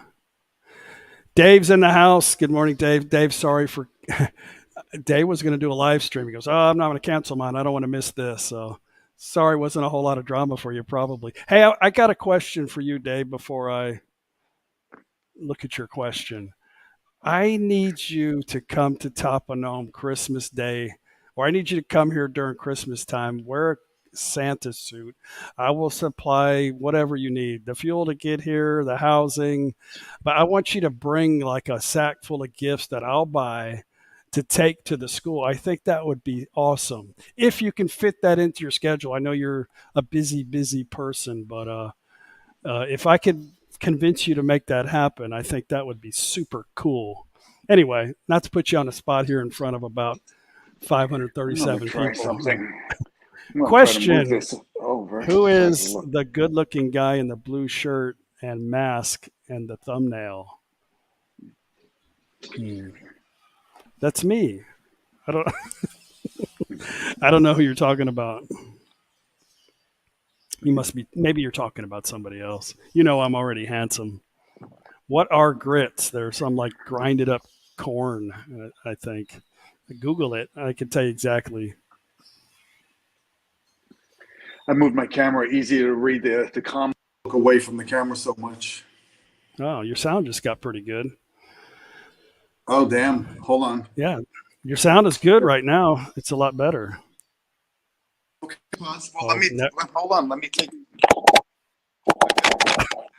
now it's like, yeah, now it's like, really, I'm going to have to.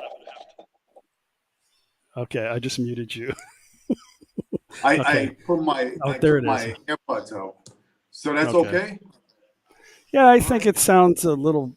Just got to turn your volume off on your computer, just because I It hear is the. off. It is off. Can you hear background noise? Oh, I don't hear it now. It went away. Okay, very Okay, good. yeah, my volume's been off. Let's see here. TK, do Thai people notice that the Western world is having issues trying to be politically correct, Y to T friendly? I don't think they really care about that. To be honest with you, not saying everybody does, but I don't think what I do love about Thailand is they don't worry too much about stuff like that. Uh, that's my answer to that. Yes, Bruce, I'm sure you guys are having flooding in Florida. You guys just had a massive hurricane there.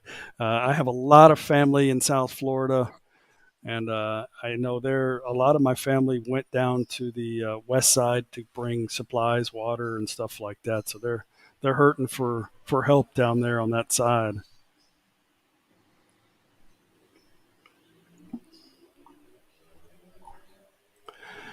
Sam Dell, now that the restrictions are over, I suspect an influx of people now. What do you think, Joe? Think they're coming?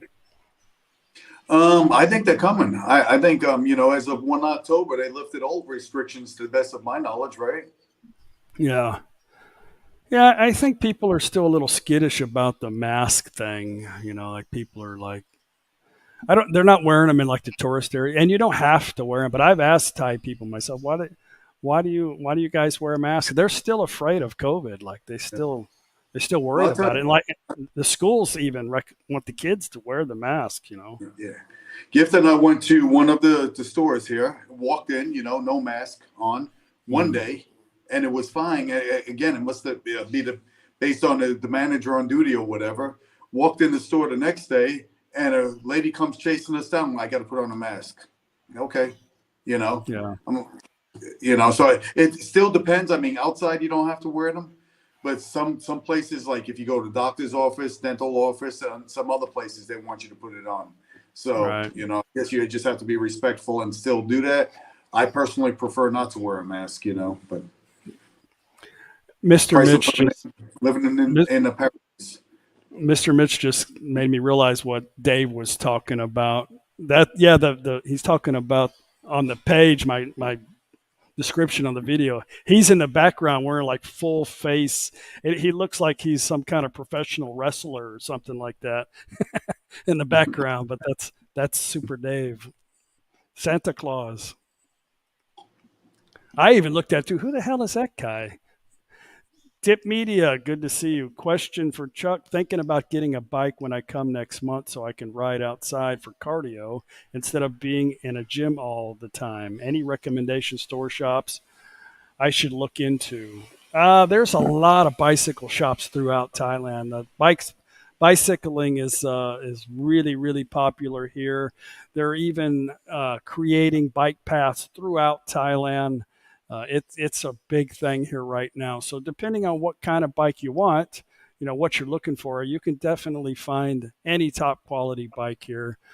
You can buy it on Lazada if you know exactly what you're looking for and save a few bucks. You may have to assemble it yourself or you take it to the local bike shop. Like Joe just made a video of him taking it down there, and they found a guy who put his bicycle together and kind of. I need to take my bike to him too, by the way. Excellent guy. 200 baht, I think, for the service. 250 baht. He made my bike Yeah, look like it was brand new. It was yeah. crazy. I'm gonna have to do that when I bring mine. But yeah, just worry about that when you get here. And I think just about any town Thailand has a bicycle shop, but just depends on what kind of bike you want. What you want to do: a mountain bike, a road bike, e-bike, stuff like that.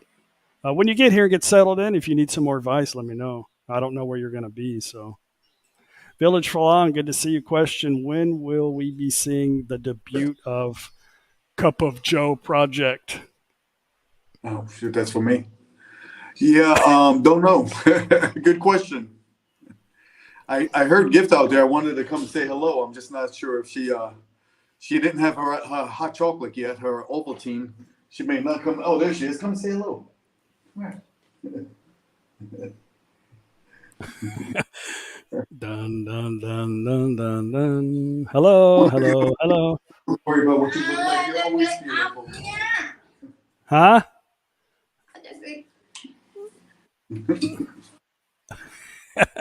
Good morning. Good morning. Good morning.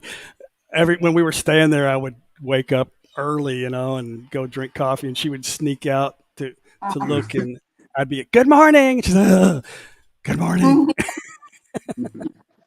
Well, like, why are you so happy? Shut up. Good morning, Gift. Aaron said good morning. Everyone's saying good Good morning. Gift. morning ค่ะ I got a lot of questions. I'm trying to move down slowly as much as I know I've missed some. I apologize. I say that every damn time too. Yo Gift just got on Mojo. Huh? Gift just got on the scale, 46 kilos. I'm not getting Oh, on that yeah. thing. It's I'll probably break it. it's probably still in shock from the last time you were on it. Okay, question for Joe. When Chuck's mom moves in next door, are you going to ask her for a baby pitch of Chuck? Yes, I am. I In have fact, them. I'm not. I want her to show me the whole album. Yeah, I left those. I didn't pack those for her. It's all right. She knows the technology. She's got them all saved on her phone. Rick, question: have either of you been to Mae Hong Son province? Yeah, I think me and Paige went there, and I always screw this up. Is this the one that's way in Kanchanaburi? I don't remember. I have to get on my Google map, but if you could spell it in Thai, then I don't know if it comes up with that. But I'm pretty sure we have. Well, Been which almost. Chuck? I don't remember. I don't. I got to remember where this place is. I think that's no. It's either way up north or it's in Kanchanaburi. I don't know. I would Maybe have he'll. to ask Gift, and she just left. Gift would remember. I can't remember all these names. Yeah, I don't know either. I don't know. I'm just the driver. Yeah, me too. Let's see. LB, I want to send you guys congressional medals of honors. No, just watch the video. You guys honestly wouldn't believe how much shit that we absorb to create this. It's a lot of times people say, Chuck, don't be so sensitive about stuff. I'm like, you know what, really, dude, it's not.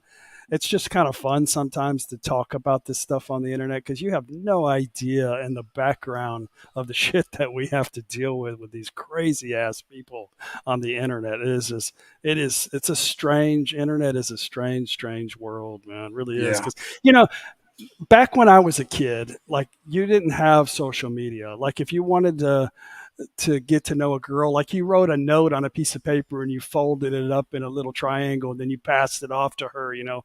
Either you got to hold hands in the hallway with her or you were humiliated by everybody in the classroom, right? And there was no like deleting the message or trying to edit it, right? It was just out there. And nowadays, people can go on the internet and just be anybody that they want to be. Oh, I'm a doctor. I'm a dentist. I'm a teacher. You know, I'm all these Yeah. things. So, you know, and then, you know, all of a sudden they're like, their words are credible, you know, and they can And just pretend to say what they want to say, right? it's easy to be a teacher in Thailand, fairly easy, right? You just have to be able to speak English, right? Yeah, somewhat. I mean, you just got to go into, you know, say, hey, I want to do conversational English. Now, if you Yeah. want to be like a legit teacher, then you have to have credentials. Like you have to have a master's degree or a bachelor's degree, or I don't know what it is. I think it's a master's, but you can make pretty good money as a teacher in some of the private schools, an actual teacher, you know, but you have to Yeah. commit. I mean, you have to put in many hours to do that. But anybody, and I've even done it too, went to some of the local schools in Isan where they've even never even seen a foreigner and went in there and tried to teach them conversational English, and they're just looking at you like a deer in the headlights, you know, and have to bring them candy and cookies and play games with them to get them to loosen up, you know. Can I say one more thing, Chuck? Yeah. Goes because you were just on that topic. If anyone, I don't know about you, but if anyone wants to meet up with Gift and I, if they send us a message, I always want to see a picture, right? I don't want to meet Yeah. people that are invisible, that have just a initial or whatever, or a mask on them. So I'm not going to meet up. Gift and I aren't going to meet up with anyone unless they show us who they are, right? We're just not Right, going to go right. to a place and hey, can I go have a cup of coffee with you? Okay, then give me a little bit more information, you know. Yeah. So anybody out there watching wants to meet us, I hope they understand that that's what it takes. Send us an email, have a picture of yourself, tell us a little bit about yourself, and we'll be happy to meet up if we can, of course, if we're in the area Right. or we are around or whatever. Thank you very much. I want my FPV. What does that mean, you think? FPV. I want my FPV. Very cool. Thank you. Acronyms get me also. Sometimes Yeah. people send messages as acronyms. I'm like, what are you talking about? I don't know. I'm sorry. Anders Norman, I guess you're Swedish, or in land of somewhere there's Sustroming. Sustroming. I can't wait to get this in front of the mafias. Like they're always making me try this crazy crap, you know, and they like fermented shit. I don't understand it, but this stuff is toxic from what I saw on the internet. So I can't wait to get that in front of them and have them try that. They might like it though. Klaus was going to bring me some, but he said they were sold out. So I was like, okay. What is that, like a schnapps or something like that? No, Moonshine? it's fermented fish in a Oh, shit. can, and Oh, yeah. you have to open this thing slowly or it'll explode everywhere. It's if you look it up, it's well, he spelt it here on the internet. That is the Swedish word for it. I don't know what it would be translated to, but it's like a fermented fish in a can. Yeah, well, Gift will have to eat that. Not me. Yeah. I'm not going to eat the. I'm afraid to even smell it. I might even wear my face mask for that one. Let's see here. Let's see how many questions I've missed. So Saming Khmer. Chuck, I've been watching you on my TV for a while. I like your content. It reminds me of my home country, Cambodia. Now I'm in the States. Won't be long. We'll be back home. Very cool. Thank you. Yeah, that's another thing that's so rewarding about doing YouTube videos is you can bring them. it took me a long time. Like I got so much heat at the very beginning of creating these videos because they were 30 minutes long. Like that's way out of the norm. Like people lose interest in about 10, 12 minutes. I'm the same way. I lose interest in 5 minutes. Like it's difficult for me to commit to a YouTube video. But what I was trying to accomplish was that's why most of my audience is in America. So, I mean, it kind of over 60% of the people are from there. But I can't make a certain time for everybody, but it just seems to work this particular time. And what I want people to do is when they come home from work, I want to bring them with me to Thailand. Like I'm just bringing you Thailand. That's all I'm doing. But anyway, that's a big reward for us, I think, to be able to share that with Chuck, people. can I answer two comments real fast?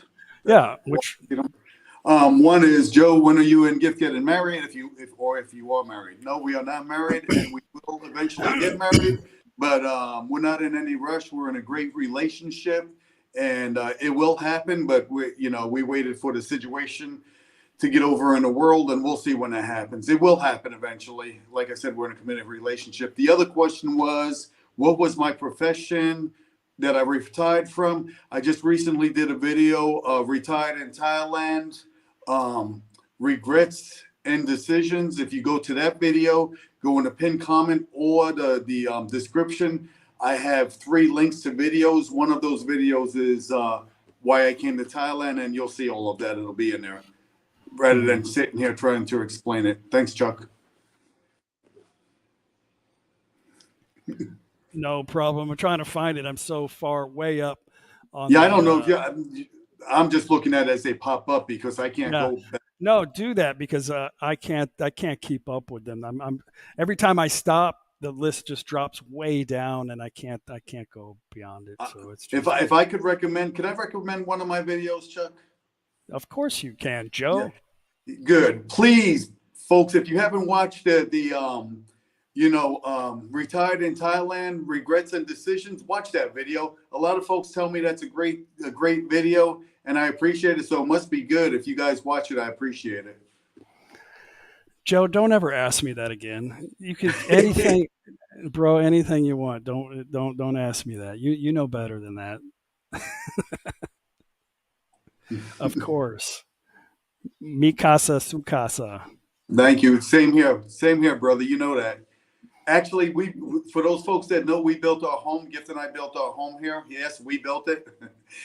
We 3-bedroom. Unfortunately, we only have the 2-bedroom now because I've made my office.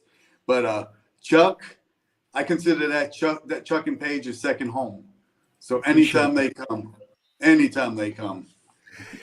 Here's another one way up on the list here by Justin. Good to see you, Justin. Question: when Thais call you Falang or Farang or Farang, is it in a derogatory way? I saw another YouTuber who finds this offensive. I think a lot of people find it offensive because it's just our culture. Like we relate it to what we know. So if you come to America and I say, hey, foreigner, what do you want? Hey, the foreigner needs a menu. Hey, there's a foreigner just walked in. Well, that is a derogatory statement. Like we can't really say, oh, this person, and we just kind of said, oh, you're just a foreigner. But in Thailand, it's different. Like they use descriptive words for everything. Like when they say yai, which means an old lady, or they describe people of who they basically are. My wife calls me Pumpui all the time. But Falang just means that you're a foreigner, you're not Thai, and it's 100% not derogatory. Now, can it be said in a derogatory way? Of course, just depends on the situation. But you're a foreigner. They don't know you. They don't know where you come from. This isn't a melting pot of all kinds of people. This is Thailand. This is Thai people, and to them, you're Falang. Which it's if you want to get offended by that, then that's just totally on you. But I think a lot of people have too much pride. But a lot of times it's just what their expectations are from back home. Like we would never do that back home. It'd be a derogatory way. But they got to understand that it's not. That's not how it is in Thailand. That's not what they mean. Joe, you want to answer this question? What was it?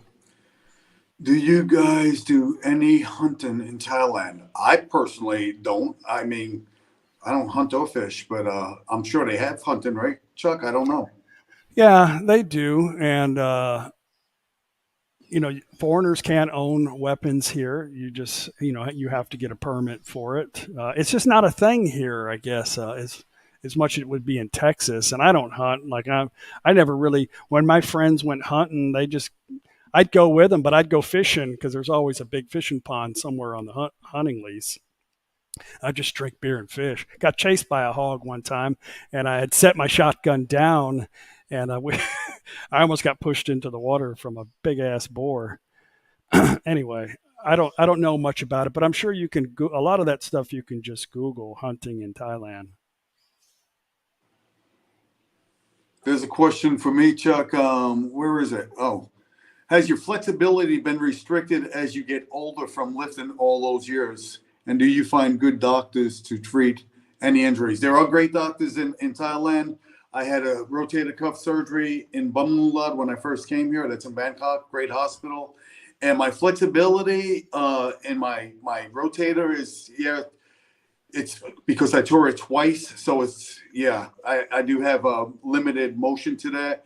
And I need surgery on both of my knees, which I haven't got yet. So yeah, getting up and down, going downstairs, getting in a squat, my knees kill me. So yeah, weightlifting has had an impact on my on my life, but it's the price we pay, right? You don't think about it when you're younger. So here's a hot topic, right? Who's winning the diet, right? I think It's very James is right. Yeah, James is winning. I hope my camera's probably going to die here soon. Um, dieting in Thailand needs to not be like your top priority because there's so much good food and you're very relaxed when you come here, and it's difficult to get into well, for me anyway, to get into some kind of. Now I try really hard to maintain a certain weight, and I think I only do it because I'm very active. But at nighttime, I like to have a couple of beers and sit down with the family and have a dinner. That's just kind of the thing here. And when we travel, I like to go have a good meal and a couple of beers too. So I think it's more now. I get a lot of messages. I don't know if you do too, Joe. Probably not because you're a pretty fit guy, and people don't always probably Yeah, tell people don't you. watch. Yeah, yeah. But I have a lot of people tell me, stay away from the carbs, or you need to do this type of diet or this type of exercise. We want you to be around for a long time, Chuck, and this and that. So I know it's all in good intention, but man, the problem, and I've said this quite often, is we're always trying to prolong our life, but we're not really living it day to day. Like we're spending our days worrying about trying to extend our day and not dealing with the day at hand. There's my family are getting up there in age, and they're pretty happy people. I think it's very important to have a low stress happy lifestyle, and just because you're the fittest person in the world, we all have a limit. We all have an expiration date. Arnold Schwarzenegger, did you hear about that? He's not doing too well. He had a heart attack and he's having a difficult time recovering. Or he had heart surgery. I don't know the whole story, but Oh, I didn't even. he is a pillar of health, right? But he's stressed his body out to the max, his whole life with exercise. But you never know what's going to happen in life. But that man has lived life from an outside point of view perspective. I see that he's lived his life to the fullest. He's done a lot of accomplishments, and he set himself up pretty good to have a great life. So I think it's more important to worry about the day at hand than tomorrow. And Chuck, in all honesty, right? You lost 10 kilo, I lost 12 kilo. We know how to do it. Thanks for the Yeah. advice, but we know how to do it. We've done it, right? I know I have other YouTubers in the house, but Thailand Nomads, you guys got to check out his channel. Now T is an actual teacher in Thailand, and he has a lot of good information to help people trying to understand Thai culture, because he is Thai and he speaks perfect English because he's lived in America for quite some time. But you guys got to check out T's channel. So he's responding to, unfortunately, Falang in a word to describe. Unfortunately, Falang is a word to describe Caucasian foreigners. Other foreigners, for example, Cambodia, Japanese, or other words they call chow, tang, chart, this and that. But yeah, foreigner is basically, you're right. It's not every foreigner because there's Chinese people. Most of the people that come here are Chinese, not right now, but before. But yeah, it's to describe a Caucasian foreigner. And I hope you would agree that it's not really in a derogatory way that when Thai people say that. Yeah. Sang Dennis, the way I understand it, Falang refers to Caucasian only. They won't call other Asians Falangs. Yes.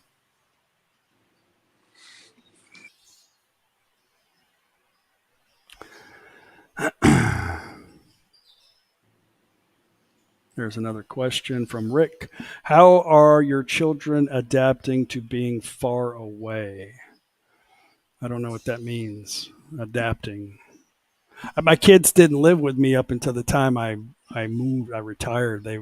My kids are my daughter's 32, my son's 30, and my other son is 27. So they've been on their own quite a while. That was one thing I taught my kids, was not to depend on anybody else. They definitely aren't dependent on me to be able to adapt on their own. But to answer your question, not sarcastically, but even when I lived in the United States, I didn't have any time for anybody. Like, I worked all the time. All of my kids didn't live. I have one kid at the time lived in Brazil.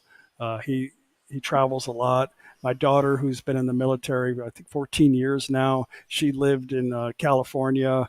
And then my other son lived in Texas, but not close to me. So, they've been on their own, and for me, I can't live my life through my children, and my children probably wouldn't want me to be there all the time in their lives. But so is life. That's just the way it is. So when you get to a certain point in your life, I think you need to really worry about being happy and doing things that really make sense to you. And if being around your kids is what you want to do, then more power to you. Whatever makes you happy.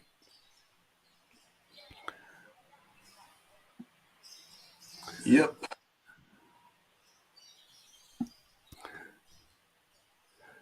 I know everybody probably knows the story with your kids, Joe. You're going to probably go see them here pretty soon, huh? Or one of them. Go to Germany. Well, I have a 42-year-old, a 38-year-old, and a 22-year-old, two grandchildren. But just like you, I mean, your kids adapt. I left home when I was 18 years old. My parents adapt. I had to adapt. And they come and visit. Kids nowadays, when they're at that age, they have their whole life, their own life. Chances of them sending you a message before you send them a message is slim to none, right? Usually I have to reach out to my kids to talk to them. Although I must say, my middle son the other day, Gift and I were on the way to, I forget where we were on the way someplace, to see that one, to the coffee shop. And he called me while we were driving, and I was so happy, that he called me, and he was FaceTiming with me and another guy, a friend of his, saying, "Oh, I follow Foreign and Joe and Thai Girl Gift, and he's coming in January and maybe wants to see us." Not my son, his friend. So, but yeah, we all adapt. How did folks adapt over the past 2 or 3 years, right? Given the situation, how many folks had to adapt and not see family at all, So I know, right? Same way, yes, But yeah, we all move on. I love my kids; they love me, and we have a good relationship. And Here, you answer this question, Joe. I'm not good at these kind of questions. What do you think about investing in a condo in Thailand? That's a good question. I mean, anyone that knows Thai Girl Gift and we bought land, built a house, got a beach cottage, but I did it for my own reasons, and I want to make sure Gift is taken care of. She's been taking care of me. She'll take care of me the rest of my life. I'd say it's your choice is yours. Invest if you want, don't if you don't. Rent is cheap here in Thailand. If you want to rent, if you come here, maybe that's your cup of tea. I built for my own obvious reasons. So I guess investing. What I would say about Thailand, if you're looking at an investment property, I don't think that's going to happen. Where you buy a condo and you're going to rent it out and make a boatload of money on it, that's not going to happen. Chances are there's so many of them available. If you do buy a condo, chances of you making a mortgage payment, it would be good. But anything above that, if you're lucky to make the mortgage payment, in my opinion, that's about all you'll get out of it. So if you're looking for an investment property, I would, my personal opinion, my personal opinion would be, I wouldn't do it if you're looking for an investment property. But then again, I don't have experience with that, so I'm only giving you my opinion, and my opinion doesn't matter much. Move on to the next question. Sam Wara says, there you go. She makes a good taco, man. She does. I'm hungry. Is it hard to find places to eat if you're a vegan? You can eat, nobody cares. Well, thank you, Chuck. I was talking to you. You got could your eat. permission Not the question, but if you go to like Chiang Mai area, there are tons of vegan restaurants in Chiang Mai. For me, like there in everywhere in Thailand, there's fresh fruit, fresh vegetables. You can get what do they call that imitation damn meat? Tofu. All that stuff is everywhere throughout Thailand. So, of course, if you travel a lot, you may have difficulties finding stuff that because you have to probably prepare your own food. For me, we have to be very flexible, so we could never have a diet like that. But yeah, in certain areas, there's plenty of fruits and vegetables. Chuck, Yeah. could I, just real fast, because I think this is a good question. What's the biggest cultural mistake you made when you first arrived in Thailand, or that you have seen others make? My biggest cultural mistake was I forgot to take my shoes off a few times. I don't know about you, but as Westerners, we're so used to walking in the house with shoes on that I walked in my mother's house one time. I had my sandals on. I was wondering why is everybody looking at me like that? I'm like, oh shit, I've been lying. Sorry. I think for me, like putting something above a person's head, like I didn't really, I knew that you weren't like to touch a child's head or something like that in a friendly gesture.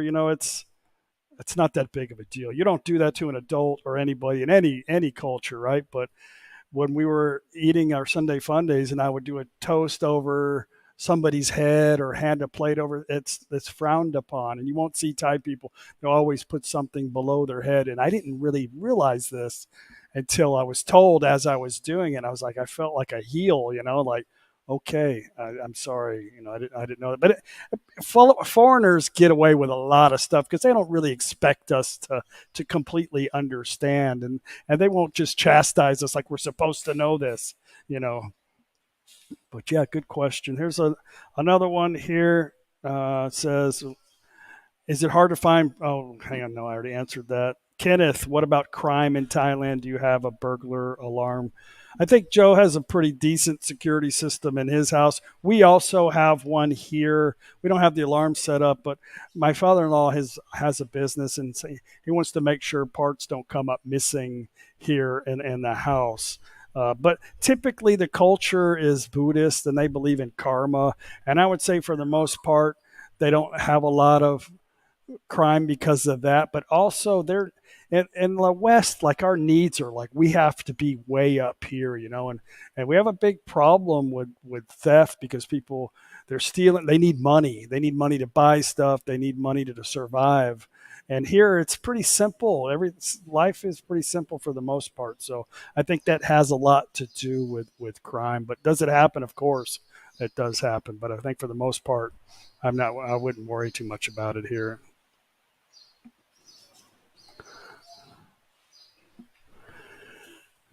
Wow, look at that. My mom was watching. Come say hello, Mom, with your green shirt. My mom brought me a cup of coffee. Let's see. There you are, the invisible woman. Cheers. Super mom. Thank you, Mom. I'm surprised you didn't make me a taco. Yeah. We were talking about breakfast tacos the other day. Thank you, Mom. Are you going back down? Yeah, I got the empty one. Thank you very much, Mom. My mom's got my back. Thanks, Mom. I feel like a kid again. Let's see here. See Denver. Question, Chuck or Joe. Has your Thai family introduced you to the Northern Thai alcohol drinks with centipedes and other insects and scorpions in them yet? I got told I am drinking it when I arrive. I think it's more of a signature thing. I've never seen anybody drink that. I've only seen that offered in like tourist areas, what about you? Have you seen that, Joe? No, and I wouldn't drink it anyway. No, I've had Lao Khao, which is that cheap Thai whiskey. That stuff is horrible. Like it's like chemicals. I would definitely stay away from that stuff.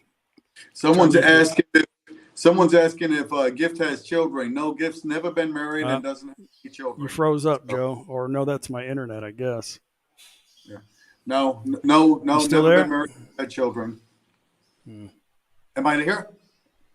Chuck, can you hear me? Hello? Okay, you there? I'm here. Can you hear me? Yeah, I guess I lost you somehow. My internet took a crap or something. Oh, like I was that. saying someone asked if Gift has children, and I said, no, Gift's never been married and doesn't have any children, and she doesn't want any. Yeah, same with Paige. That was one of the top reasons for me being with her permanently. She didn't want any kids because I can't have kids. Same here. Not with Paige, but with Gift. That was odd. Paige don't want kids with me, but maybe with you. Maybe we'll see what we'll find. That'll be great content. Bobby Diggs. Chuck, I'm surprised you haven't bought a smoker yet in Thailand. Do you plan on buying or building one to make a Texas barbecue? No, I really haven't. Man, my thoughts are basic these days. I had a plan when I first got here was to cook cook a foreigner dish to introduce it in our meals on Sunday Fun Days. And it's not easy to do some of this stuff because of ingredients and fighting for kitchen time. And they would only pick at it a little bit. So I just lost interest in trying to do that. But I have plans, and some of you guys have been watching me. I have plans to redo the upstairs. We're going to take the building down next door and build an upper deck swimming pool with an outdoor kitchen and stuff like that. And I plan on having a few stuff to cook, a lot of things like a flat iron grill and stuff like that, to maybe a smoker. I could build one pretty easy. Yeah. Well, come and build one here, Chuck. Actually, I need somebody to come and build me a pizza oven.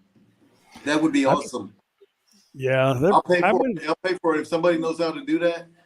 Hook me up, send me an email. If you could build a outside wood burning pizza oven, I'll pay for all of the materials and your labor, whatever. Rick White, Chuck and Joe love your videos. Both you diving company since 2020 because tours down and COVID. Chuck, turn down sound when you put music on. Go to turn it down, then up, then when you walk. It's,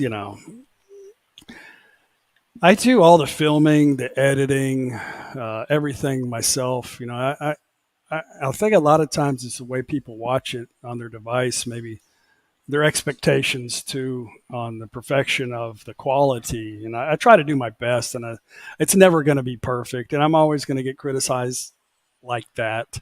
When you're adding different levels, if you've ever edited a video before, you'd know there's different levels of, you got music, maybe you got all different kinds of things you have to blend in. And I do watch the video afterwards, but I don't, it's not something that most of my people complain about. I have very few people complain about the quality of the editing. But the way it happens, it's actually just YouTube, and I can't make it perfect, but I don't notice it when I'm doing the editing, so it's difficult for me to make it perfect on the sound. So I don't know. What do you want me to say? I guess if I just sat in a room like this and talked, I mean, nothing would change, or I just showed you pictures and the background as I'm kind of doing a voiceover. But that's just not how I do things. Sir Dino, I am 54 years old today. Yeah.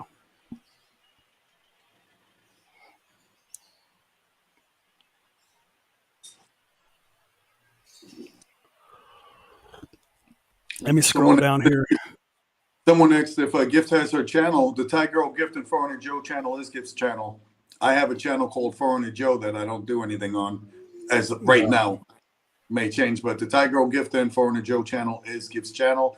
And yes, she does have cooking videos. You just have to go back a few years. And I mean, just recently we did a live stream video with her cooking. So yeah, it may not ever be advertised that as in a subject matter, but there's quite a few videos with with gift cooking. I want to answer this question here. This is a pretty hot topic that I get a lot because of where we're at, where we're kind of stationed here at in Thailand. About, well, let me read the question. Mick, hey there, guys. Just curious, Chuck, being so close to the border, is it fairly safe for Americans to tour in Laos? Now, this is just my experience, and I've been to Laos quite a few times, and I have some videos in the. If you just type in "No Time to Be Sad Laos," you might see some videos. But I get a lot of people say, "Hey, Chuck, why don't you go to Laos? Why don't you go to Vietnam? Why don't you only just show videos in Thailand?" This is a little off topic, but I'm going to answer your question. I don't know. Thailand and Laos have been kind of locked out from each other for 3 years. I don't know if you guys noticed that or not, but there's been kind of a problem. So they didn't want people coming in or out. But I will tell you this, and I have a Lao. I'm going to do a video today. One of our Lao friends is coming here to spend a few days here, and I do have a lot of Lao friends that live here because of where we're at, and they just started to allow people to come across the river by boat taxi, but the bridges have been open, and they come in over here to get supplies. Right now, there's a limited amount of fuel that they can get, and most of the fuel stations are closed. The cost of fuel is extremely high. The cost of everything is tripled right now, and they have limited of everything. So they're coming over here, and the macros are full of yellow tags in the parking lot of people driving over here and getting supplies. So it's not a place I really want to go right now. And even before that, it was easy for me to get a visa. The problem I had, and they've changed it now, you can get an e-visa, but they would take a whole damn page, a stamp on my passport just to go over there for a couple of days. So every time I go, I got to lose a page of my passport. I know that's no big deal to some people, but when you travel a lot, it becomes a big deal because then you have to go through when you live overseas, you got to go through the whole ordeal of getting a new passport. So I just wasn't worth it. And then when I go over there, now this is just my experience, I get harassed by the police or the military about where you going, where you headed, and then they want to charge you a fee, every time you go over there. It's just everybody's got their damn hands up. But maybe that's changed. Maybe it's not like it was, because Thailand used to have problems like that too. But now that there's social media and cameras, it's kind of relaxed a lot. So from my experience, the stuff that's good over there actually comes from Thailand. It just costs more money when it comes to things like produce and food. But there's a lot of beautiful things to see over there. It's just I'm not really interested in going over there right now. But it is easy to go. You just got to get a visa and pay your dues.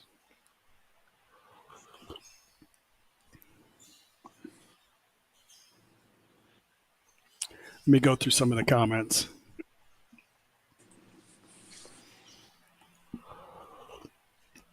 Some of them I can't. I'm just skipping through.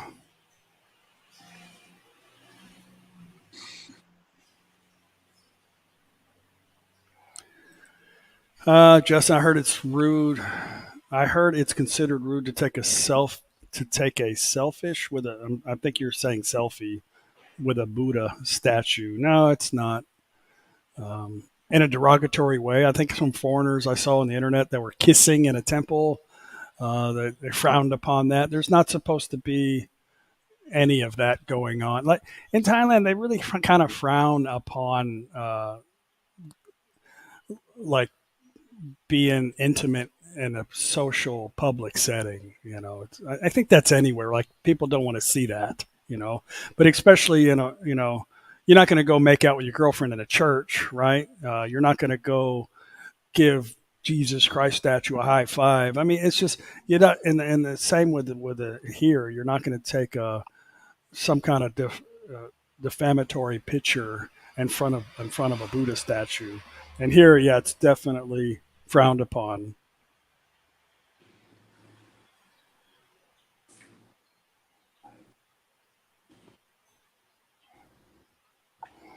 Probably shouldn't talk about statues in the U.S. That's a different story. Yeah. Cup of Joe. Yeah. We got to get Cup of Joe set up.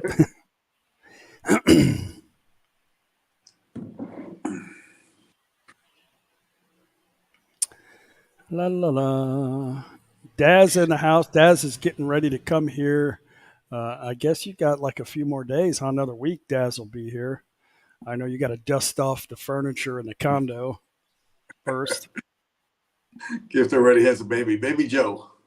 Yeah.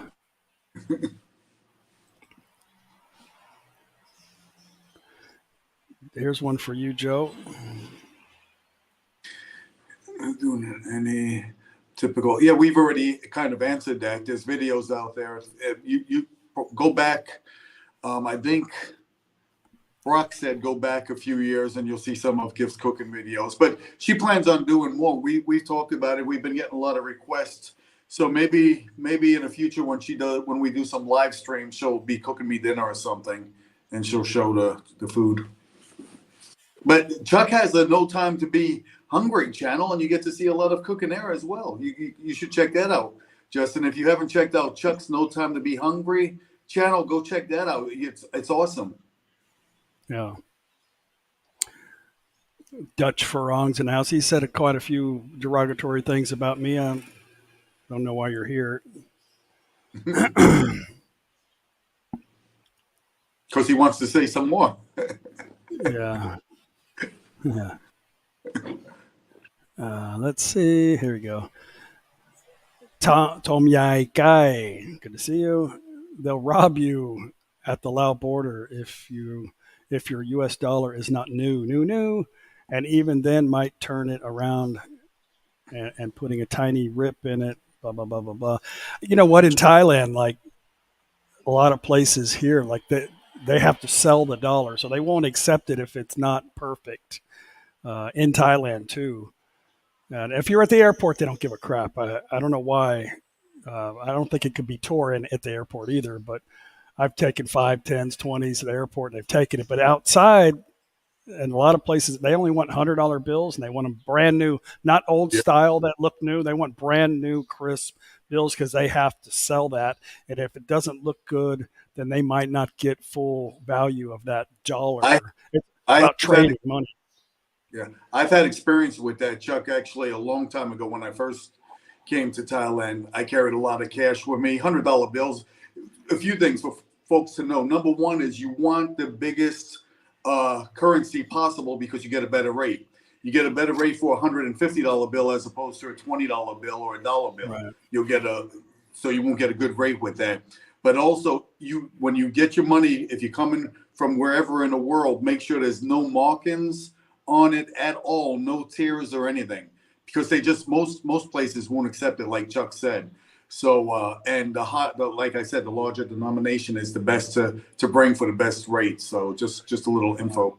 If you're going to bring cash, which I recommend, you just bring some crisp $100 bills, and you can or euros or whatever the currency is. Yeah. Yeah.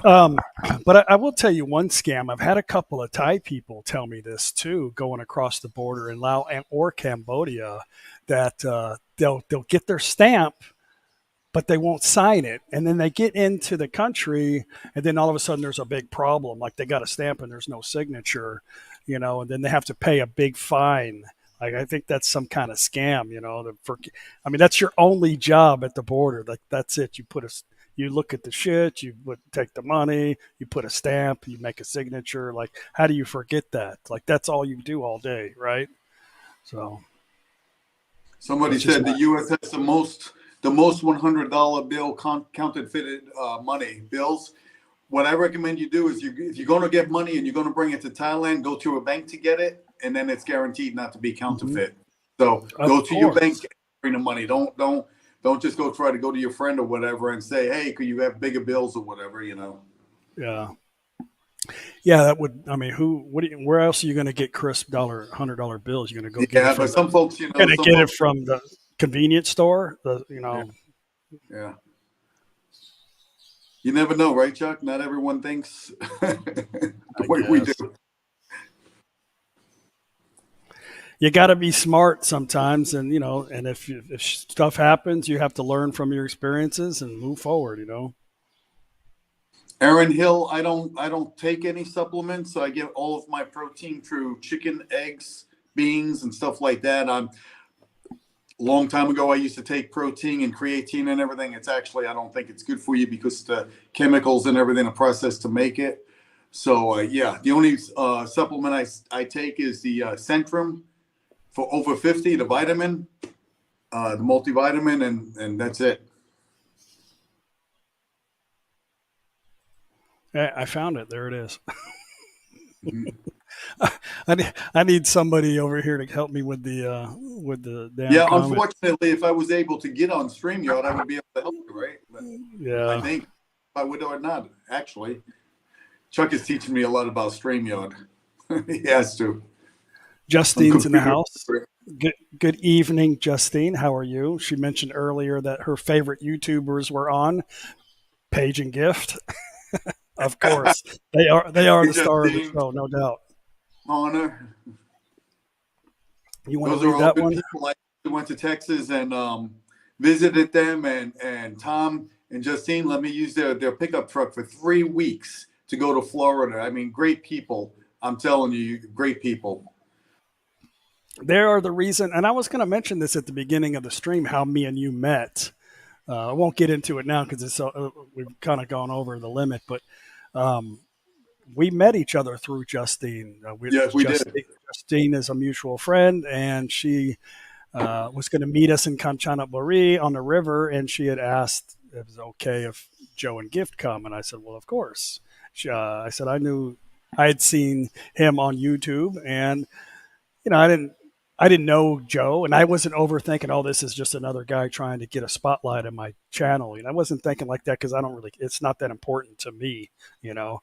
But yeah, we hit it off. We became pretty good friends after that. But that's thanks to Justine. So Justine says, guys, it's hard to get new crisp $100 bills in U.S. banks anymore. The bank can't order new bills from the U.S.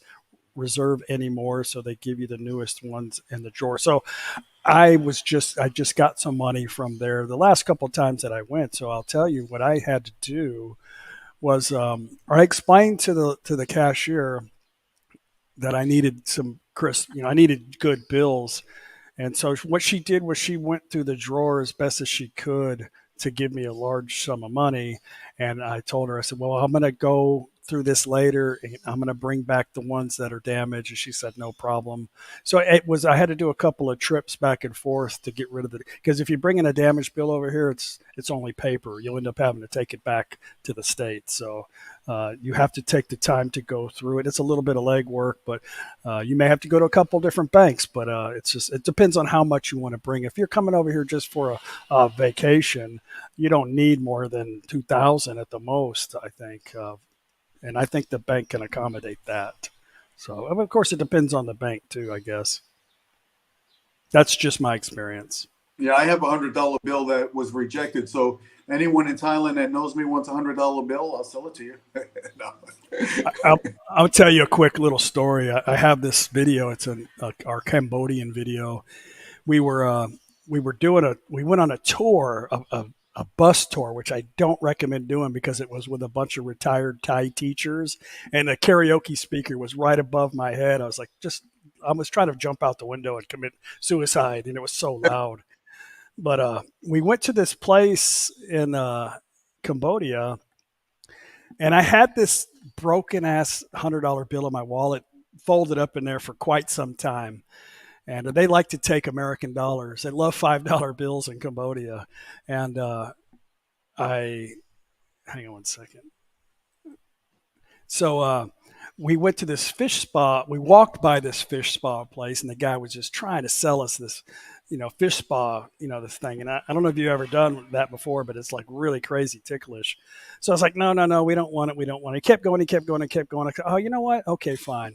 So I break out this broken $100 bill, and I said, this is all that I have. And he's like, oh, no problem, no problem. So I'm like, okay, cool. And I'm thinking, oh, great, he's going to exchange this for me. So me and Paige are giggling on the tank, and I look over to her and I go, you know what, babe? I just got ripped off. I said, this guy probably doesn't even work here. Like, he's never coming back with my $100 bill. And we just kind of giggled about it. So, well, it is what it is, and like 2 minutes later, this dude walks up with my change. And I was like, here you go, sir. Thank you. And I was like, oh my God, I just thought the worst about this guy, and he went and found somebody to give me change with my broken $100 bill. So we got out of the fish tank though, because it was unbearable. Yeah. Another crazy story. Chuck, this question comes up a lot. Rick Weber, you guys don't happen to know if TRICARE medical insurance works over there by chance? I'm retired military and had read that it might work over there in some point. Rick, thank you for your service. I hear the same thing. I don't know much about it. I just get with the TRICARE office and ask that question how it works. Maybe it's a guaranteed payment letter or something like that. Chuck, do you have any info on that? I'm told TRICARE works here. Like there's Yeah, a lot of military expats here, and I'm told it works here. Yeah, I'm told the same thing, but I'm not sure if you pay first and they reimburse. I'm not sure of what you have to do. I think if you type in TRICARE overseas, you'll probably get a whole lot of information on that. Yeah. I think that's a big thing with people wanting to come over here. You've got to be able to do the research because things change. Rules change from country to country, and you've got to find. That's when me and Joe do videos, we always share the links of where you can get the current information. Maybe an old video, but the link is still there, and it'll have up-to-date current information on what changed because things do change quite a bit here in Thailand, especially with immigration. So that was my first priorities coming to Thailand. Well, first I made sure that my health insurance worked. Then I looked at safety, then security, cost of living, and infrastructure. Before I even decided to come and move to Thailand, those are the 5 things I keyed on, and I would Google over and over and over again, and I call my insurance company. I have Federal Blue Cross Blue Shield, so it's covered overseas in most locations, including Thailand. But you got to do your research, folks. Just don't, in my opinion, don't just come to Thailand based on somebody's video. Come to Thailand, visit for a few months, live like a local if you think you're going to move here. See if you can adjust to the weather, adapt to the culture, to the language, the food, and then make that final decision. I would never recommend someone just jump over here. I kind of did, but I lived in Europe for 30 years. I was used to it, to different cultures. So for me, it was easier. I did visit Thailand one time before deciding to move here. But if I could give any good advice, I think that would be the best advice. What do you think, Chuck?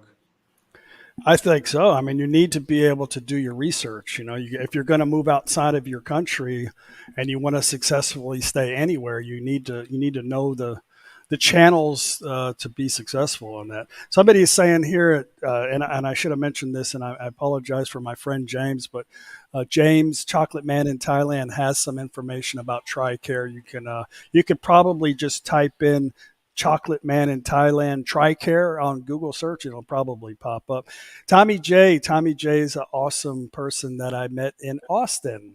And he's been one of our subscribers for a while. Thank you for coming, Tommy. Question: have people tried to use your channel for personal gain? I'm not 100% sure what you mean by that, but we touched a little bit about this earlier about meeting people, especially other YouTubers and stuff like that, want to kind of get on. They have ulterior motives about, wanting to expose their channel.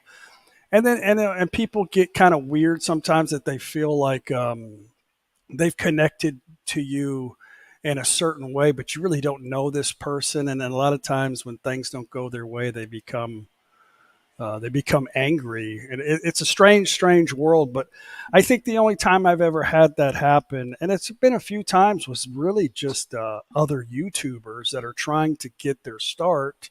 But it's not my fault. Like, I mean, if I try to promote them and their content is just not likable, like I can't convince somebody to watch it, and I'm not the type of person that's going to go tell you how to make videos, because everybody has to start out their own particular way, that their own style. Like, they have to find a way to make their content better. They got to do their own criticism and look at their stuff and really evaluate what they're doing and change it up, because everybody's got different thoughts, different styles and stuff like that. But Chuck, can I answer that? sure. Because I think I'm understanding the question. And the answer for me would be yes. You have some channels out there that, again, they're just not likable for whatever reason. People try to watch them and maybe didn't feel the vibe, they were turned off. So some of those folks will try to troll your channel in the hopes that you will mention their name on your channel in a drama type way, and then the folks will go over and check them out. Well, Chuck and I are very careful not to let those names come on our channel for that reason, right? That's why they're trolling us, because they want us to recognize them. They want us to mention their name in the hopes that people will gravitate and go check out, hey, what's going on? That's not going to happen with me. I don't know about you, Chuck. I've never seen you allow that, but I don't care. You're like me. I don't give a shit about that. You got a real problem with me. I'm not a very hard person to find. I mean, it's exactly. It's silliness. It's silliness. It's silliness. It's childish, and there's no reason to even talk about it. In my queue box has certain names of people that never get seen. They always go into this little queue, and I'm not going to give them any justification of my time. I wouldn't give any oxygen at all on the channel.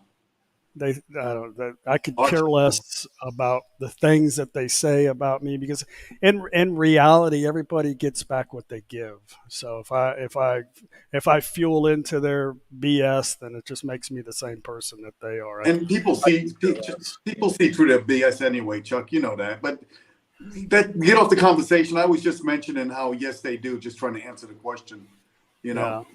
Life is too short. Well, I'm sure they have an audience too, because there's a lot of I don't want to talk bad about. I mean, there's a lot of victims out there. There's a lot of people that they like to watch people that are victimized, or they like to consider themselves bullies. People like to watch this stuff because it makes them feel better about their own situations, in life. But in reality, who gives a crap? It's not even reality. It's fake. The problem is when people take YouTube for more than what it is, and that's just sharing our journey hobby. If they take it so serious, that's when that's when you're gonna have problems. You might as well not be on YouTube, if you ask me. If YouTube was something that just stressed me out all the time, I'd get the hell off of it. I wouldn't need it, But Gift and I enjoy doing what we do, just like you and Paige enjoy doing what you do. But my recommendation for those YouTubers that just don't have it or can't get it or are stressed over their subs, their subscribers, or views or whatever, it's best for you to get off. Get off of it. It's not for you. It's not for everyone, right? It doesn't really matter. Everybody gets back eventually what they put into it. Yeah. So all that stuff, and all the people that have really trolled us pretty hard in the past, look where they're at today. Yeah. So Yeah.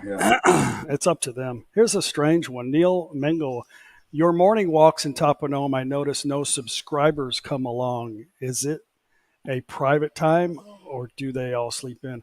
Like I have some, like a motley crew of people following me around, with cameras and stuff. No, I don't really, if somebody, we've had people come here and stay and say, "Hey, we're going for a walk. You want to get up with?" And they never seem to. I think we just get up too early.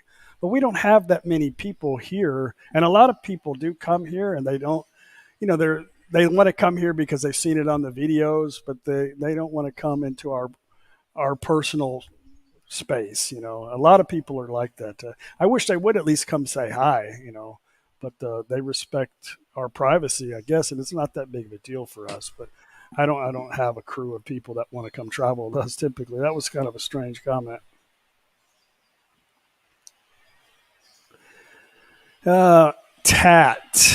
TTA, yeah. Any problems buying products from Home Pro or from Lazada? I have had heaps of problems. I don't buy stuff from Home Pro online, but I've never had a problem on Lazada. And if you do, it's most likely because of the vendor either runs out of the product and I rarely have any problems. Like Lazada is really pretty cool here.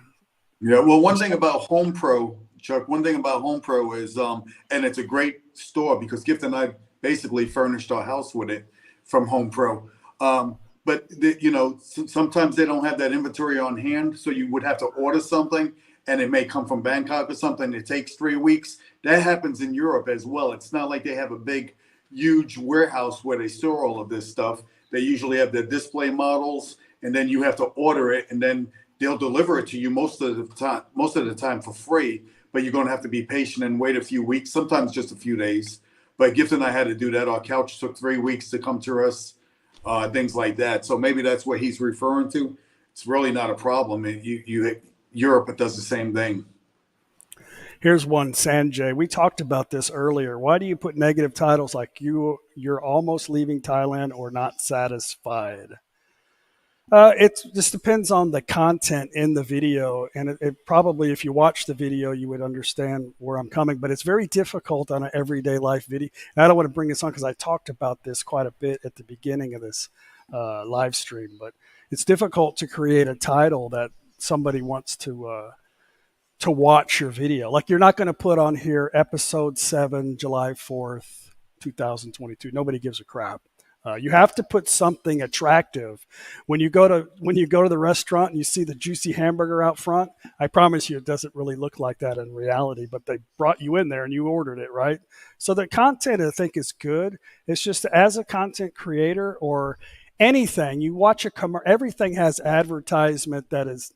It's not going to be, the girl you're going to sell a dress or makeup, she's not going to be ugly. She's going to be beautiful. People that you have to have an attractive title or something to get people to watch. But hey, if it bothers you, there's always other options. But as a creator, you have to be creative to try to draw people into watching your video. You can't just have a generic title. And I think this, for some reason, it bothers a lot of people, but I think it's because it's your expectations. Like you think I'm actually going to leave Thailand, or something like that, but it has nothing to do with that. Or no, we're just leaving an area going, or we're done with our travels and we're going back home. But it's strange that I get not a lot, but quite a few people that comment, "Oh, this was clickbait." But how is that? Just watch the video. Let me deal with trying to edit and get people to watch it. But if you watch the whole thing, you'll see in relation to the title in the video. But that's one of the hardest things to do as an everyday life content creator, is to come up with a appealing title. So I'm not going to change it. You know what I say to folks that really are really upset with that is, so what did you think about the video? They don't even watch it, So what you think about the video? They want to talk about the title, but they don't tell you, was your content okay? Was it, what did they think about the content? Because we put a lot of into editing those videos for that content and creating it, right? Yeah, their expectations of what they think they're going to be viewing is not there, and they're dissatisfied. Like, oh, I thought this guy was actually going to leave Thailand. Like he lost everything. His wife took everything from him, and now he's on the YouTube begging for money to go back home. I think that's maybe what they're thinking. Maybe not, but anyway, that was a generic response. Yeah, and anyone that follows us, you, me, whatever gift page, they know what our content is about if they watch it all the time, so they know what we're about. Yeah. There's a lot of questions, guys. I'm sorry I'm missing your questions.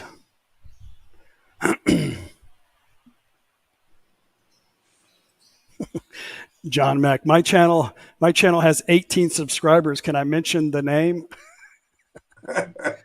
Just keep plugging at it, bro. Just keep plugging at it. Just don't worry about it. Just enjoy what you're doing and be happy with your views that you're getting, and it'll grow.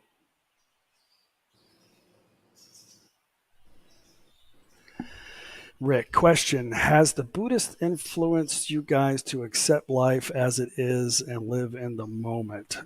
I think that's who we are in general, Buddhist or not. I think we've decided that coming over here into Thailand that we were going to live life by the moment and leave our big dreams and expectations at the airport, and I don't know if it was Buddhist or not, but I mean, my wife is Buddhist and she's influenced me in a very positive way and she says the oddest things. And later on, I think about what she says. I was like, damn, I never really thought about it like that. So she's been a pretty good influencer in my thinking in life. Yeah, Gift is Buddhist as well.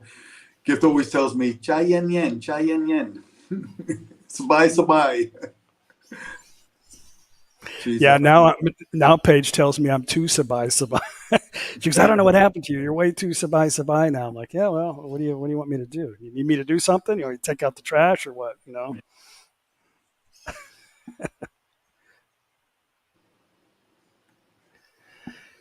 A lot of stuff here. C. Denver. My girl said I have to go to a certain temple because I was born on a Tuesday. Apparently different temples for people born on different days. Yeah, I don't know, but maybe she just likes that temple and she wants you to go there. I don't know. That seems a lot of thinking right there. I know that temple here is Year of the Monkey, and that just so happens to be me. What is this? Joe, I will put my picture on my request to meet up with you and Gift. Thank you.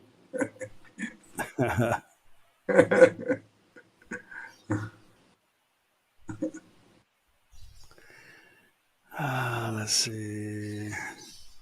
Gary, hey Chuck and hey Joe. As I say, don't worry, be happy. Whatever's going to happen is going to happen. You really can't control all that. Don't carry shit and you'll be fine. Yeah.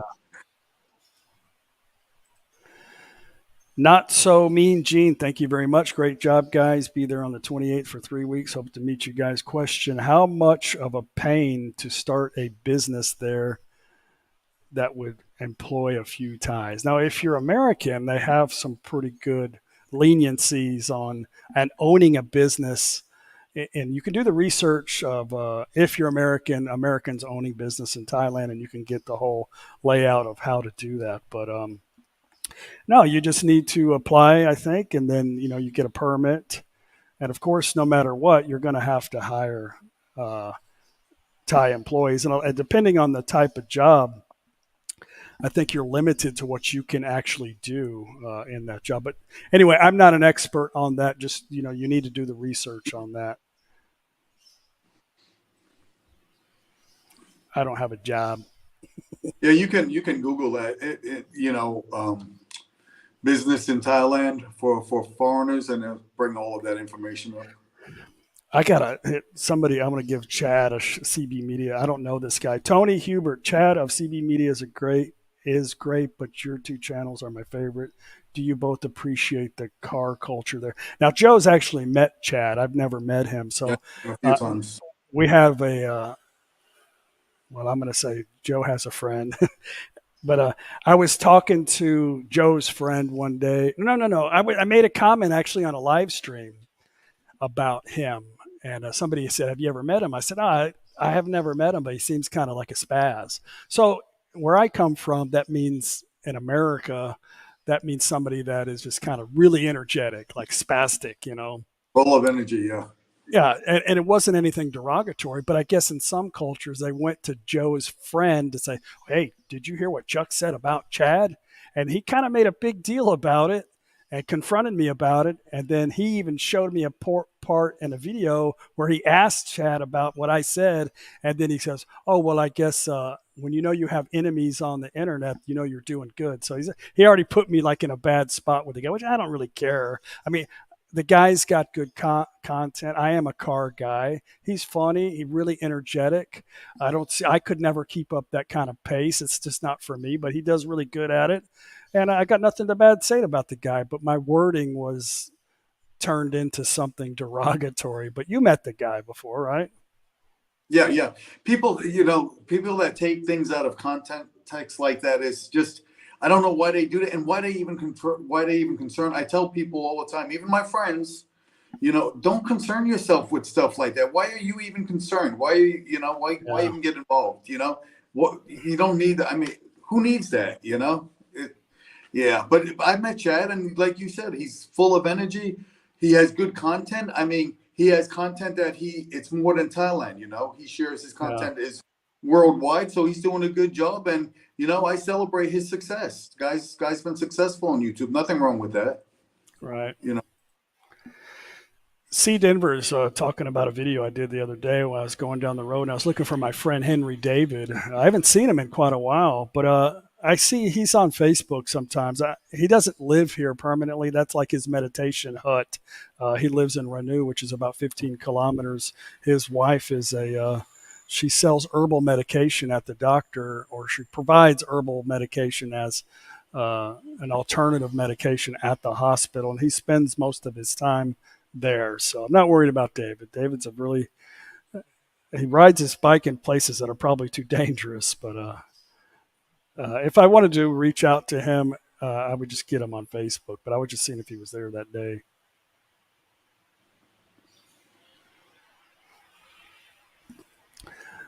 Pagan 1, do you think living away from the major tourist area gives you a better appreciation and content than those Pattaya? And yeah, I mean, we both talk about this a lot. Like, I don't really like those areas because the Thai people act differently. I think they're wore out. Like, I think they get abused by expectations all day from foreigners, but, and I know these things because I've had conversations with them. And when you can speak a little Thai, they just let it all out to you, and, but it makes it a little bit more comfortable when they know that you're not just a tourist there, but they get a little wound up in that area. And I think for sure, if you want to see real Thailand, you've got to, in any parts of the world, you got to get out of the tourist areas, but it just, a lot of people, they don't have a way of doing that because they don't speak the language, or they're not interested in that. They're only coming here for certain things,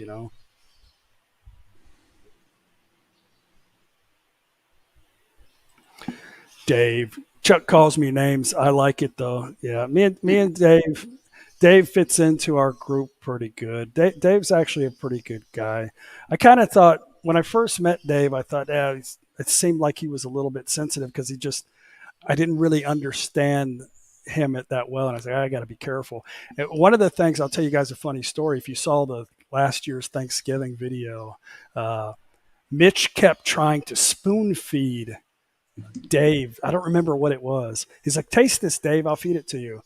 And he was putting it in. I think Dave was on. I was talking to him on the video, and Mitch did this 3 times, and he looked at Dave. He goes, "I don't remember exactly what it said." Was like, it said something, "Get that damn thing out of my face." Like, that was the end of it.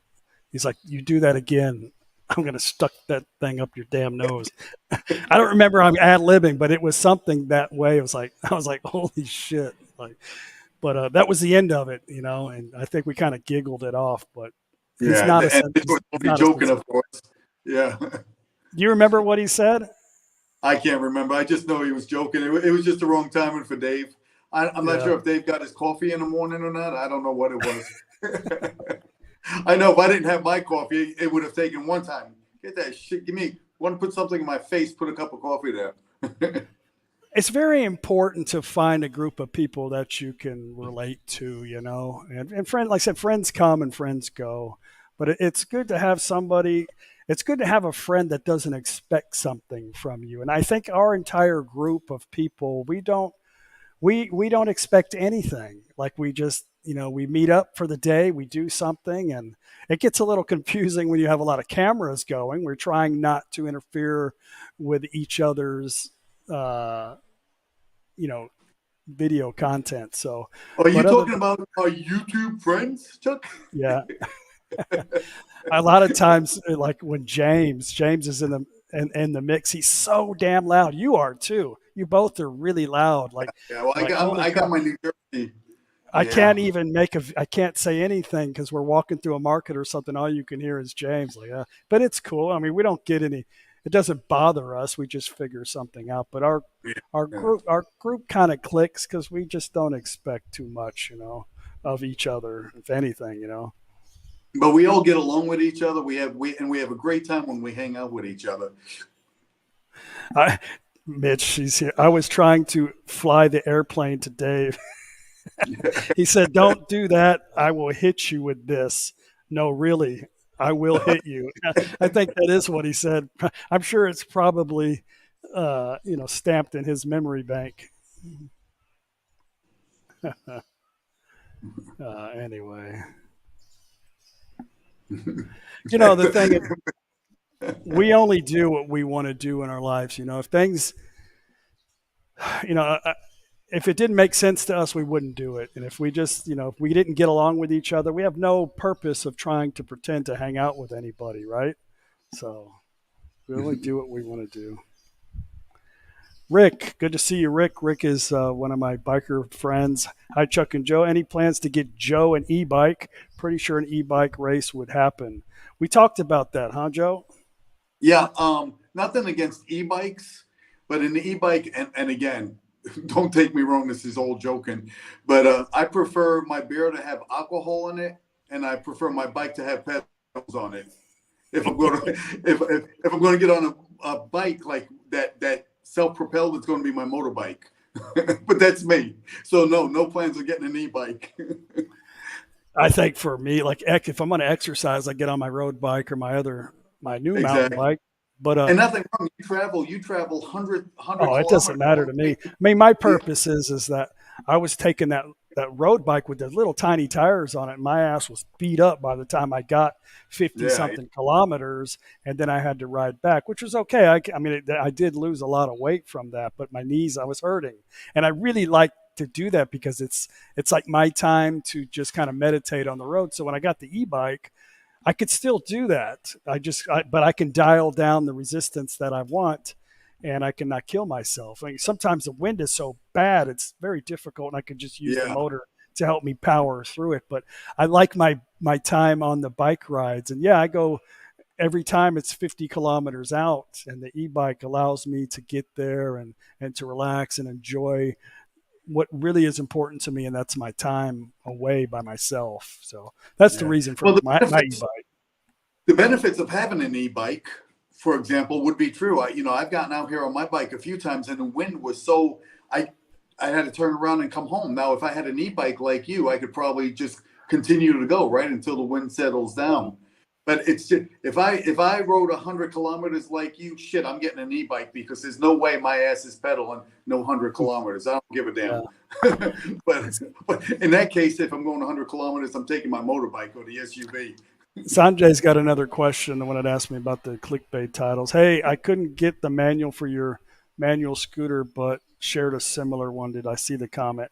I did, but like I said earlier, it's very difficult, almost impossible to keep up now with the comments. I have to go through the comments on YouTube to make sure no derogatory stuff comes through. But if I showed you my phone, I probably have 100 emails right now on my Gmail And then I have two. I have a Facebook personal one, and then my No Time to Be Sad. And there's so many stuff there, but I try to look through it. I just can't respond to everybody. But thank you very much for going out of your way and taking your time to do that. I appreciate it. I've had quite a few people, at least maybe close to 20 people, send me information on e-bike manuals and stuff, and a lot of it I appreciate. I appreciate all of that. I really do. I read all of it, but it's difficult for me to. And I know this bothers some people because you see me as a one-on-one, but and I don't see you as 70,000 people. But I can't be personal with everybody. It's just almost impossible.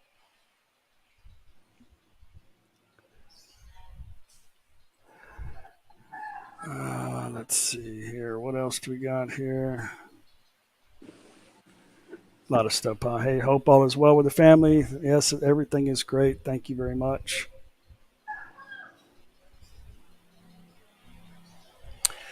Jimmy McCurry, hi, Chuck and Joe. Keep doing a great job. Always watching most of the time. Job well done. Thank you, Jimmy. I mean, who's got time to watch videos every single day, right? I mean, we do have a lot of people that are committed and do watch every every video. And then when we don't, they're sending us an email saying, hey, is everything okay?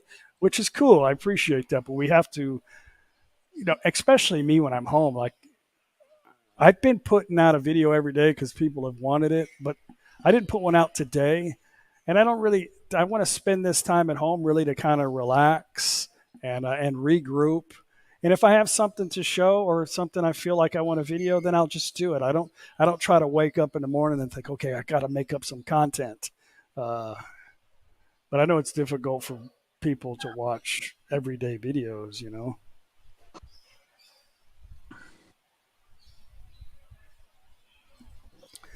Justin question, Chuck, is your mother-in-law's name really Mafia? Of course it's not.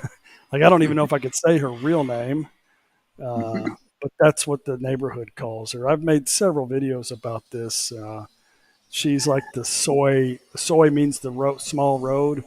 She's like the mafia. She's like the boss of the road, basically. That's what her friends call her. When she says, this is it, then that's it.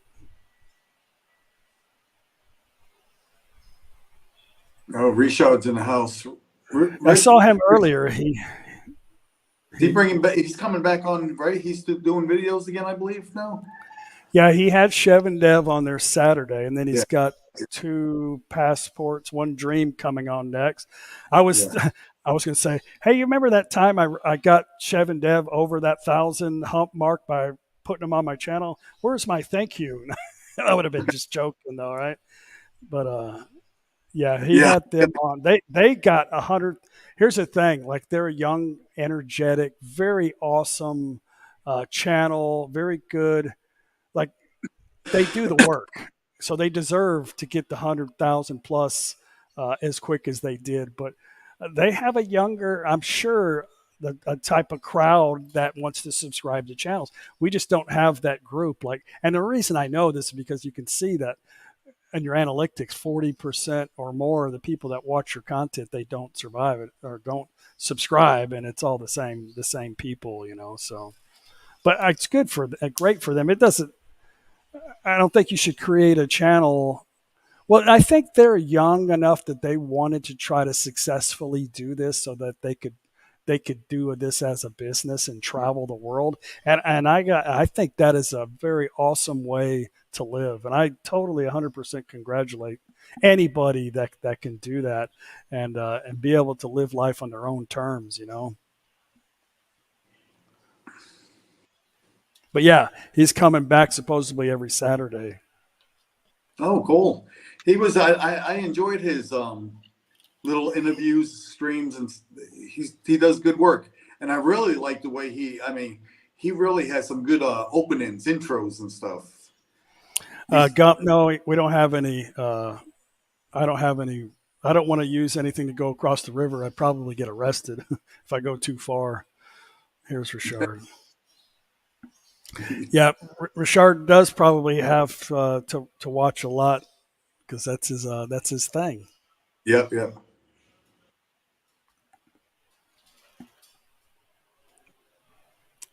I wonder if Gift has ever thought about opening a coffee shop. No, we're not. Gift and I are enjoying life, living a dream. We don't need to work. We're not going to work. No desire to. And Gift doesn't have a desire to. We love traveling. Hey, Joe. And yes, Chuck, I did not forget your help. Just kidding. It was kind of a inside joke about something else. Yep.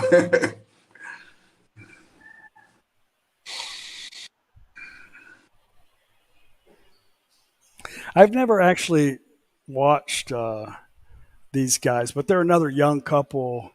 I think they were actually friends or something. I may have watched one of their. I don't have time really to watch YouTube that much, to be honest with you.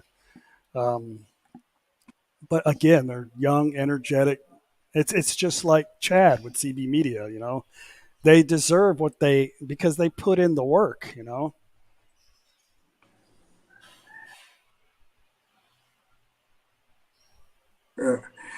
In 3 years, we would like to buy your house. Someone's saying, no, we're not going to sell our house. We love it.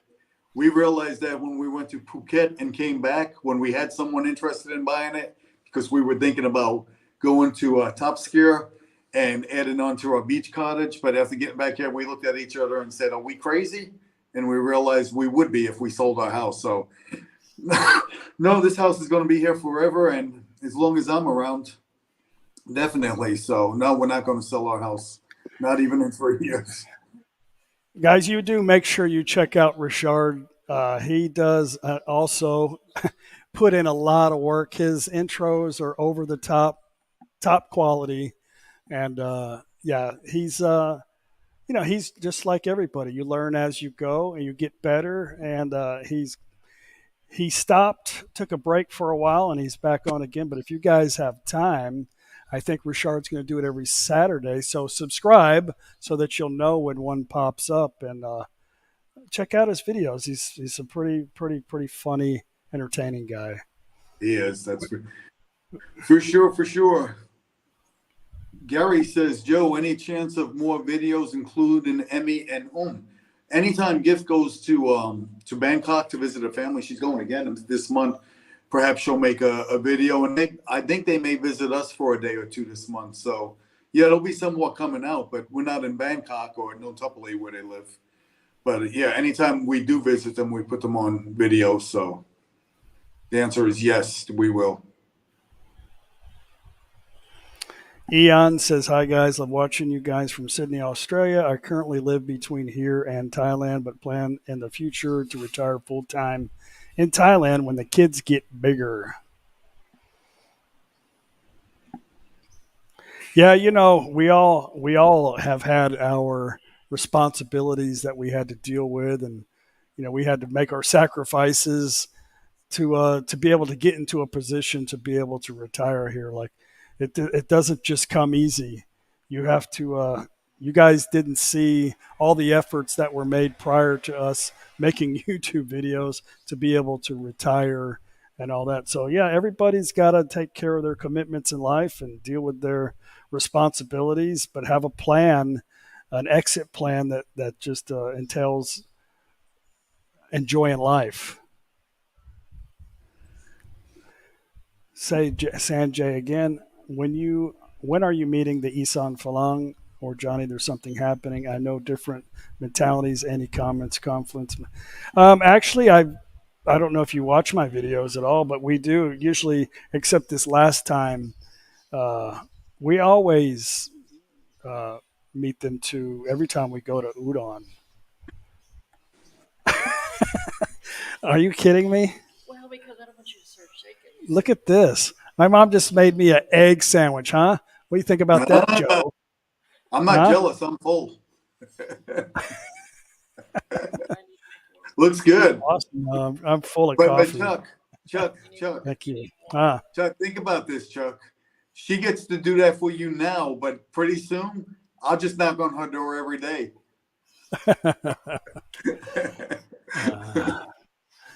Yeah, thank you. Thanks, Mom. She'll throw me out. Actually, Gift makes me a great breakfast every morning, or great breakfast. Awesome. I have 1,800 subs. I do this for a living. Made $12 this month. I am on my way. Dave. Huh? No, I got one. Thank you. My mom's trying to give me a bib. Yeah, it's not. This is the homemade bread that I made actually in the video the Yeah, other I seen day. that. I seen that. That looked good. The 2 loaves you have. I got Digital's food in the on. house. Hey, Alex, how you doing? Is Alex gonna find time to come to Thanksgiving, or I he's hope so. Alex, I hope you're coming for Thanksgiving. no? We would love to have you. I don't know if he can get away. Yeah, yeah. Awesome.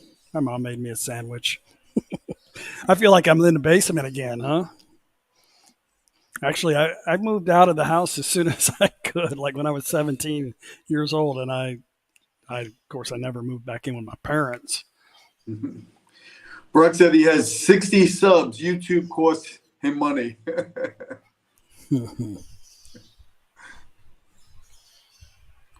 Okay, Of course jujitsu. you're invited, Alex. Am I invited? Of course you are. And then so if you don't show up, then you're out of the clique. You're out of the group. Can no longer be a You part can of it no again. longer be one of my YouTube buddies. Yeah. No, Alex, it's all good if you're busy, but if you can make it, we'd love to have you. So Alex seems like, and James has told me a little bit about Alex, how he would definitely fit in to the, because sometimes like me and Daz joke around all the time. He's always talking stuff about, Texans, or I'm going back and forth about Mexicans and, little stuff like that. I won't share right now, but I said, is Alex a sensitive guy? Oh, hell no. He said, you probably don't want to stir Alex up. He'd probably come at you pretty hard. I was like, well, it sounds like he can fit in.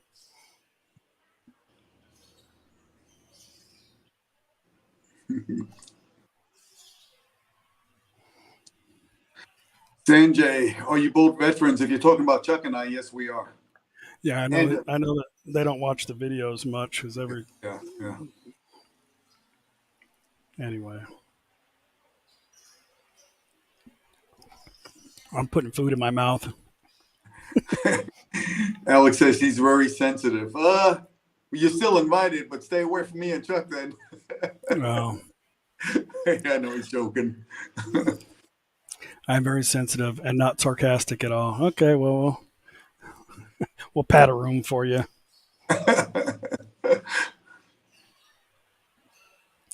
Daz is going to be here. He'll take the abuse, or at least you'll have a Mexican friend there. You can gang up on me.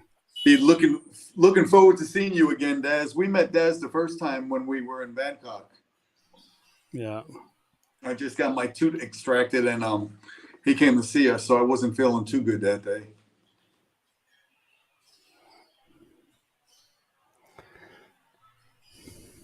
All right, TNW. Good to see you. Join us. Take care, DNW. Jimmy's in the house. Good to see you, Jimmy.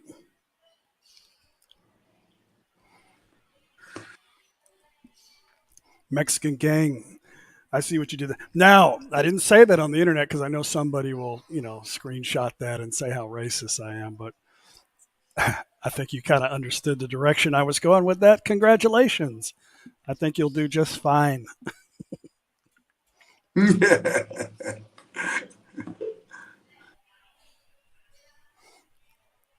Daz knocked my tooth out. What? Where was I? I missed that one.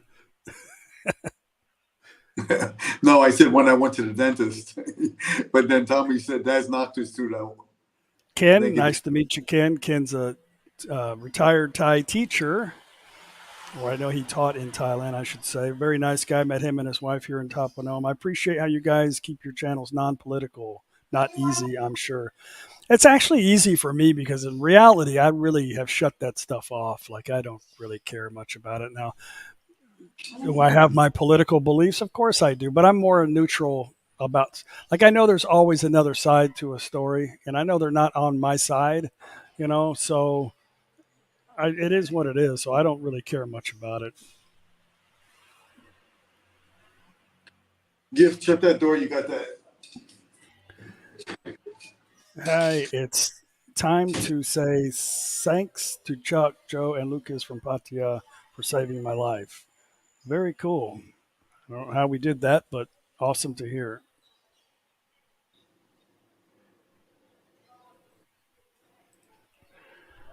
William Guillermo from the Philippines. Good to see you. Hey, William.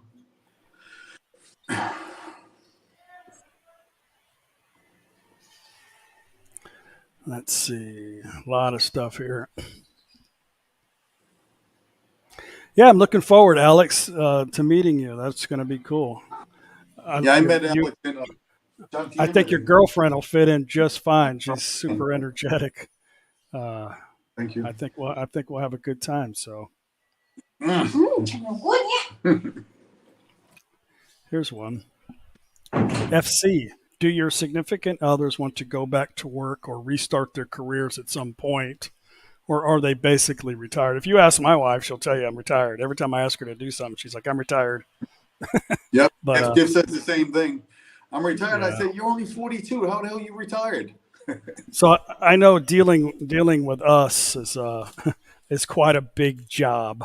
So, oh, hang on a second. Yeah. I knew that was going to happen here pretty soon. I'm going to have to switch over cameras. Yeah, it does that every time. I don't know why it won't want to connect. Hang on just a minute, guys.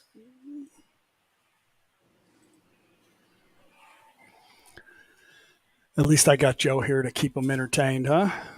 Yeah. What are you doing? Your battery? Yeah, my battery died in my camera, so I can't even for when it does that, it won't even let me connect to my other camera, my laptop camera. So let's see. I had a difficult time doing this last time. Let's see what happens here in just a second. There's a Joe Green running for mayor in a city where Chuck's daughter lives. Well, it's not me.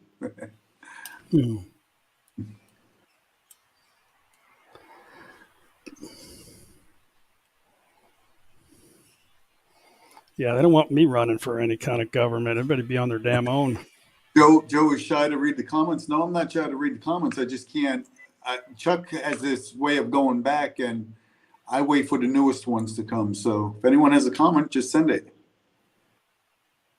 A few days in Bangkok is enough, unless you like big city life. I love Bangkok, as you know that, but then we came to Pachorkurikan and fell in love with this place, and now we can live the best of both worlds. We could be in Bangkok in 3 hours and 40 minutes. No time at all, really.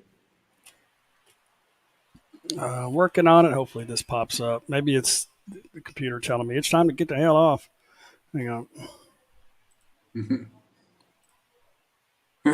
Chuck, I was looking at that picture first, and I'm like, who the hell is that? Is somebody trying to call? Then I realized it was you and Paige. Well, now it wants to show me on the damn other camera. Hang on a second. How did Gift get her nickname? I think that I've actually told that one time, but just briefly, I'll tell you. Gift was born in Pitsanolok, and she was a very sick child. And she has an aunt and uncle that speak perfect English. And they actually didn't think Gift would make it in her teen years. So they gave her the name Gift as being the gift of life. And it just stuck with her. So that's how she became Gift. Her aunt and uncle actually gave it to her, thinking that she wasn't going to survive her childhood.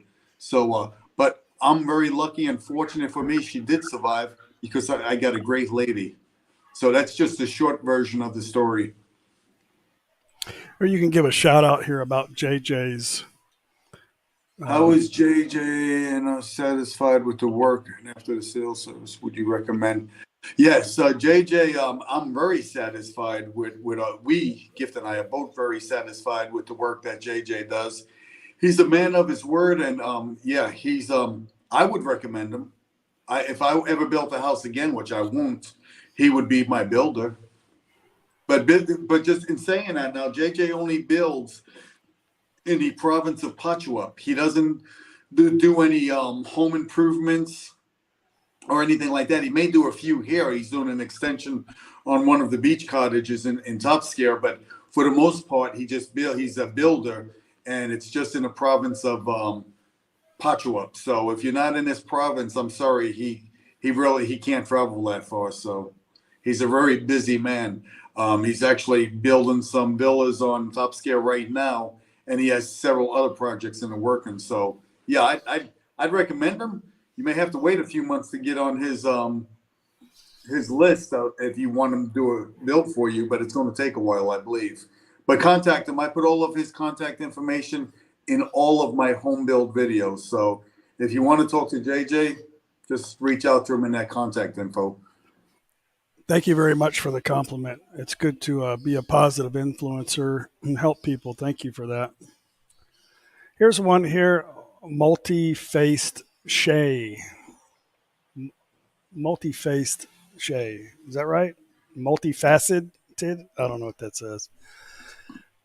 Where is the best place, not so much rain, but near the beach?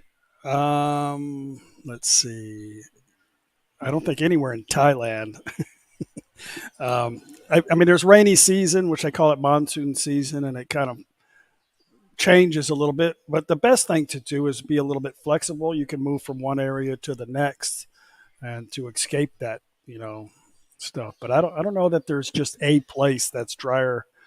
I know there's some places that, like if you go to Phang Na area, like I think it rains like 90% of the year there in certain areas.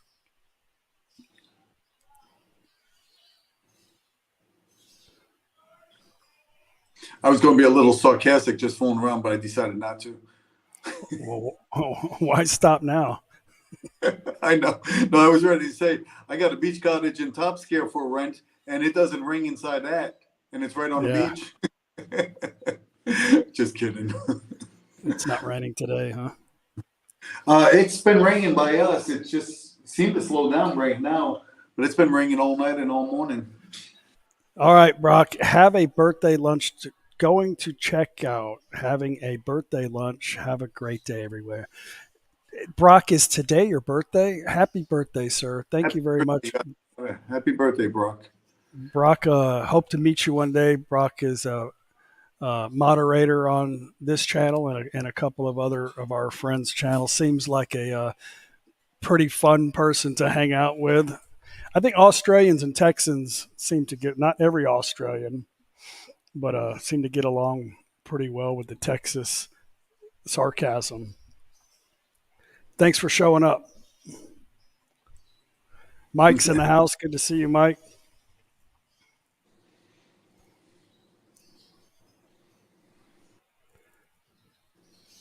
Everybody's leaving. Maybe it's Gator Jake is leaving. Good to see you, Jake. You guys have been on for a long time with us. Yeah.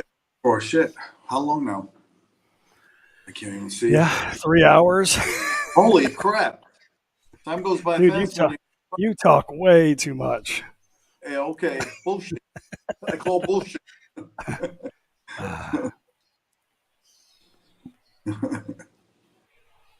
Yeah, it's pretty sunny outside here today. No rain. It hasn't rained here in the past 3 days, actually.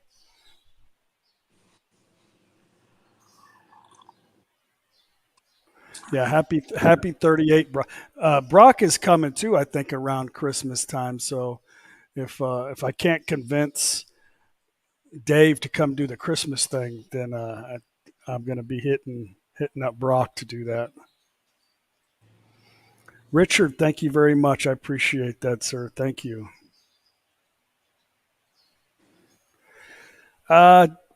Buffalo Bart. Yeah, Mom found some grits online. I actually ordered some, but I feel like she's going to be getting a whole lot of damn boxes of grits here soon. Ken, FYI, there are many posts about failed relationships in Thailand. Chuck and Joe and I can attest to the fact that marriage with the right Thai lady can be wonderful. 100%. I agree, but Ken, and you know this as well as I do. I mean, it's both ways. So, I mean, that person has to also be a good person too. So you always get back what you give. So if you're a horrible person, you're not going to find anybody to put up with your crap anywhere on the planet. So you always get back what you give, especially in a relationship, you know. So, but it all depends on you, or you find a lady that's got an extreme amount of patience to deal with your BS, you know. Chuck, can you highlight the Walter Brown comment if you see it towards the bottom?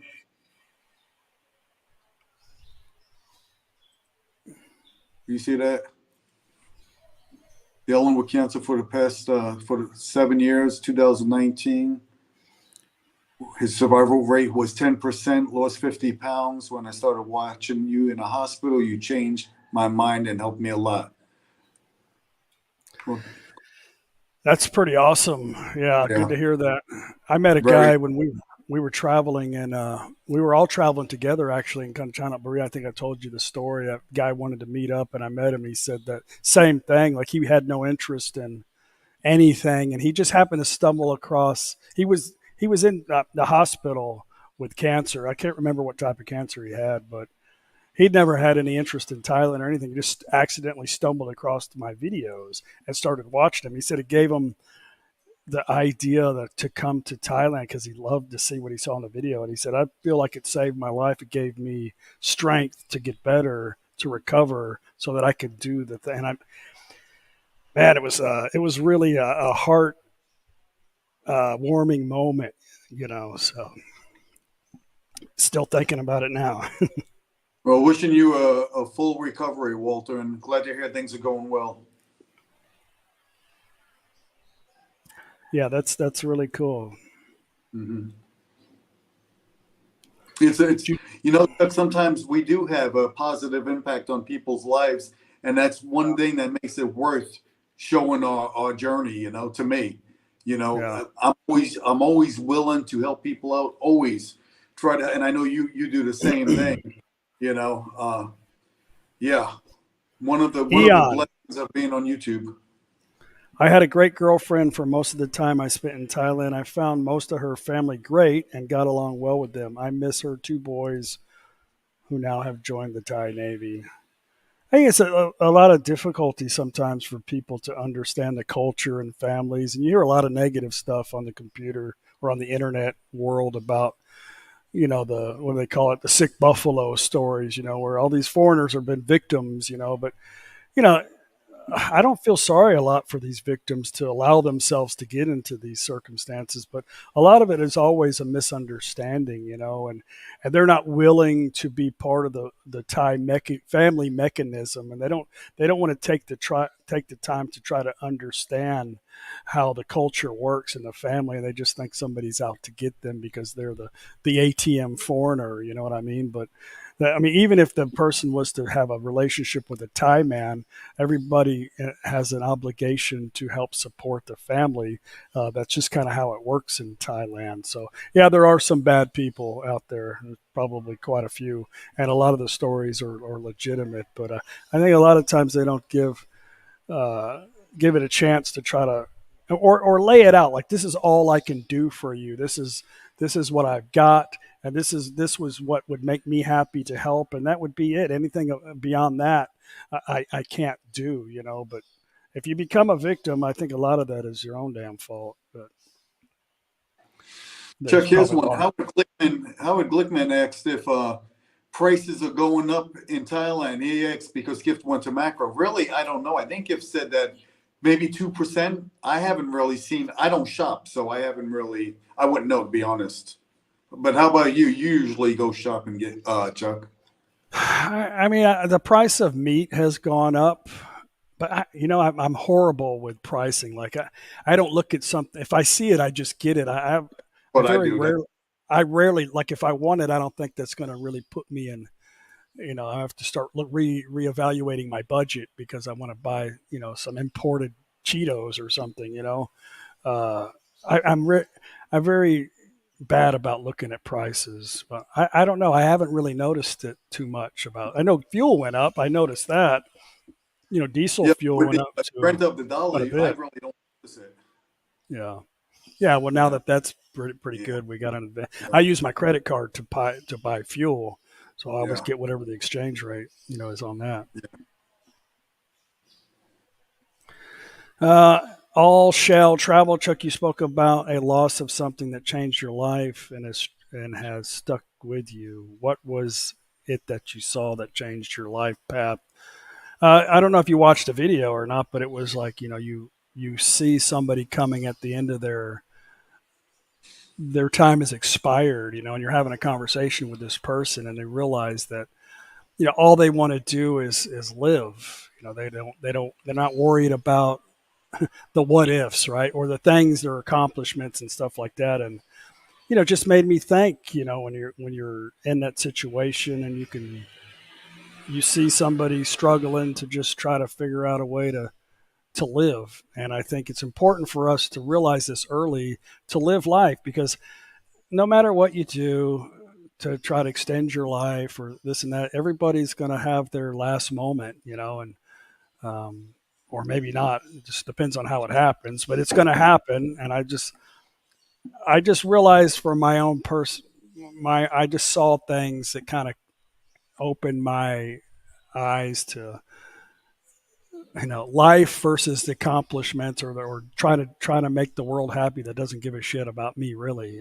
So, but I'm not going to get into total details about the scenarios, but that's the gist of it. If you watch the video, there'll be more explanation.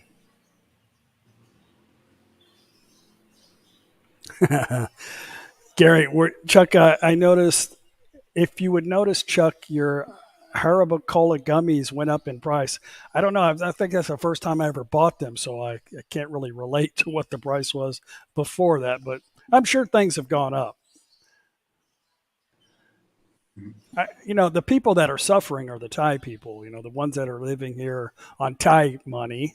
I mean, we're fortunate here to come here and, with our exchange rate too at the moment, to be able to, I mean, we should be grateful that we're able to come here and buy soup for 30 baht, but I still see a lot of foreigners complaining about spending a couple $100s to go to a national park, or or this and that, complaining about paying 40 baht for a cup of soup in Phuket versus in a small town in Isan. I still see people complaining about that.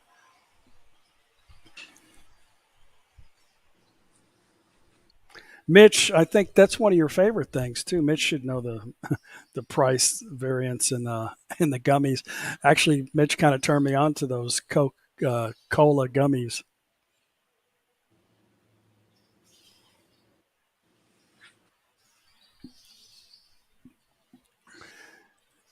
Meat in Thailand is expensive. Quality, I don't know that it's expensive. I mean, pork, as they said, went up, but I think it came back down. I know beef Beef is expensive, but pork and chicken and everything, that's fairly inexpensive, if you ask me. Yeah. Very reasonable.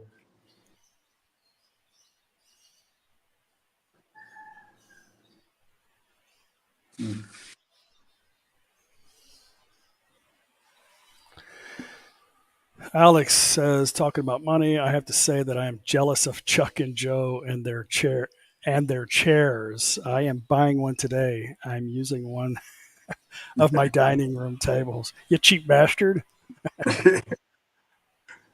Really, these chairs, you can get a decent one for like $100, I think. Well, probably less Yeah, than that today. Yeah, less than that, actually. Or you can get one on Lazada. They'll bring it to you and get a better one. I saw that Fa has one of those cool looking, looks like a race car chair. I've sat in a couple of them. They don't seem really comfortable, but Yeah, I was looking at one of them also. They're the gaming chairs or whatever they call them. yeah. Not for me. Yeah, I have plenty of videos in macro. I always talk. Some people say, "You're always complaining about the price, Chuck." Blah, blah, blah. I say, "Nah, I'm not really. I'm just showing you the price." But I think it's the haircut. You think I'm complaining about everything, but whatever. It's my personality. Chuck, I get some complaints. Why are you always showing? I got one comment. Of course, I deleted it. Why are you always showing the prices? It must be pretty sad that you got to count every penny living in Thailand retired. I'm thinking to myself, we're showing our prices because that's what people want to see in the world. They love seeing prices of homes, of construction work, of food, of hotels. People like that. They like to know prices. So, that's why we show the prices, Yeah. right? Because When I see that, I think to myself, I would never do that. Like I would never go on somebody's YouTube channel. I mean, it just says to me a lot about that person, yeah, exactly. like it really, like you're such a better person. That's why you're having to come on the internet and talk shit to other people you don't even Yeah, know that's about. that's why I You say know? those folks will never come to you face to face, right? They got that keyboard. They could type whatever they want, and they think you're going to just let it through. I laugh about it. It's really funny. It's ironic. Sometimes I look forward to those comments because it makes my day to think that there's really, people out there that think like that. Well, it doesn't make my day, but you know what I mean. Yeah. It's kind of humorous. It gives you a little laugh. Tony's in the house. I didn't see you. Thanks for being in the background, Tony. Hope you have a great day. Maybe we'll be Hey, down in that area somewhere. Maybe we can hook up again. hey, Tony, Bad Badger in Thailand. Yeah, all of us visited Tony. Remember when we went on our bike trip, and then he rode with Yeah. us for a little while. Yeah. Yeah. See, Denver, it helps people understand the cost of living. I mean, that's what the thing is when I started contemplating coming to Thailand. Well, I'd already knew I was coming, but I was trying to do as much research as I could on the internet. There wasn't that many YouTubers on the internet, and there wasn't very much everyday life stuff. There was JC, there was the German guy in Phuket. Then Rob came about, and there wasn't very much everyday life stuff. So it's good to see like normal things. Like I would love to see somebody going through a store and like recognize, oh, they have cream of mushroom soup or something. Maybe it doesn't mean something to people that live here or have seen it 100 times, but when you have 10 to 20,000 people watching a video, most of them don't comment. Over 90% of the people don't comment, and they want to see that stuff. They want to see, and I like to show it. So I mean, that's all that's really important. Is I'll do what I want to do on the video, and you can skip it or not watch it, or I don't know what to say. But to comment in an ugly way, what's the sense in that? It doesn't. I mean, you're just sharing to me your dislikes. Who cares? If you don't like it, don't like it. I don't think you don't go into a place and tell somebody your dissatisfactions about stuff. They don't really care. And I'm the same way. I guess that's why that's the reason why I don't have so many damn subscribers. Tomorrow's video I've got coming out, I'm talking about an email that I've got, and it's about people talking too much. And I'm sharing some of the stuff that I get on an email, and you'll see if you watch tomorrow's video. It's when you see the title, and you'll be like, okay, here we go again. It's awesome. You already shared it with me. It's awesome. Yeah. But people dramatize stuff so much and worry about stupid crap that doesn't matter. It may be in good intentions, and sometimes I probably bite back harder than I should because maybe they don't mean it that way. But it's like, and I get the same stuff all day long, and maybe you were just it's bad timing for your comment. Yeah, sometimes I find myself in that situation. I don't mean to be, but you get so much of it, and then all of a sudden that one person comes, and you're like, You I just shouldn't have vent responded. it out. Yeah. It's like, sorry, you're the victim of the circumstance, right? Wrong timing. I remember when I was a kid, one time I got pulled over by a cop, and I'm going down the freeway. I wasn't even looking at my speedometer. I'm just going with the flow. And I get pulled over, and I told the cop, why the hell did you pull me over? He goes, you know how fast you were going? I'm like, no, I'm staying in traffic. What do you want me to do? You want me to fall behind? He goes, well, I don't want you to do anything. I want you to follow the rules. And he starts to write me a ticket. I'm like, why are you writing me a ticket? And he goes, boy, do you ever go hunting? I was like, no, sir, I'm not really much of a hunter. Well, let me tell you something. If you're hunting and a flock of geese comes by and you pull that trigger, one of them geese are going to fall. And today you're one of those damn geeses. So just here's your ticket. Like, okay, thank you, sure. So I was the lucky one out of the flock, I guess, to get the damn ticket, whatever. Sometimes you gotta be that person.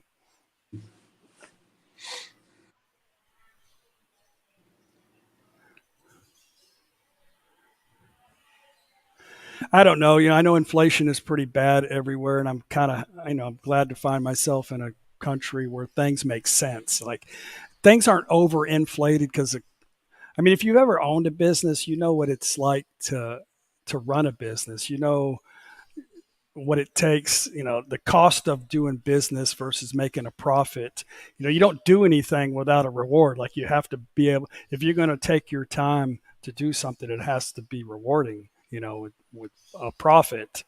But the cost of doing business just makes sense here in Thailand. Like it's not overinflated with tax and regulations and, over people getting overpaid for doing nothing. There's all kinds of things. The cost of goods is low, so I think it's real here in Thailand, and I'm happy to be a part of that. And I'm lucky that our dollar is as strong as it is. But in America, when you buy something, it's taxed. Who knows how many times before it ever gets into your hand? And you got to pay.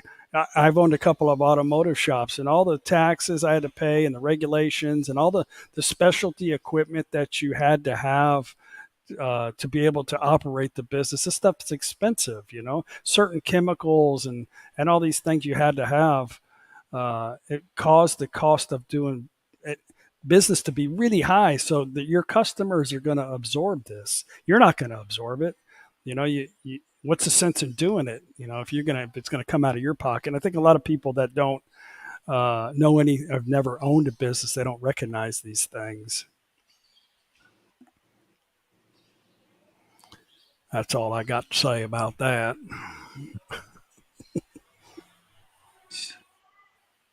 How long we been on? 3 hours and 24 minutes, Chuck.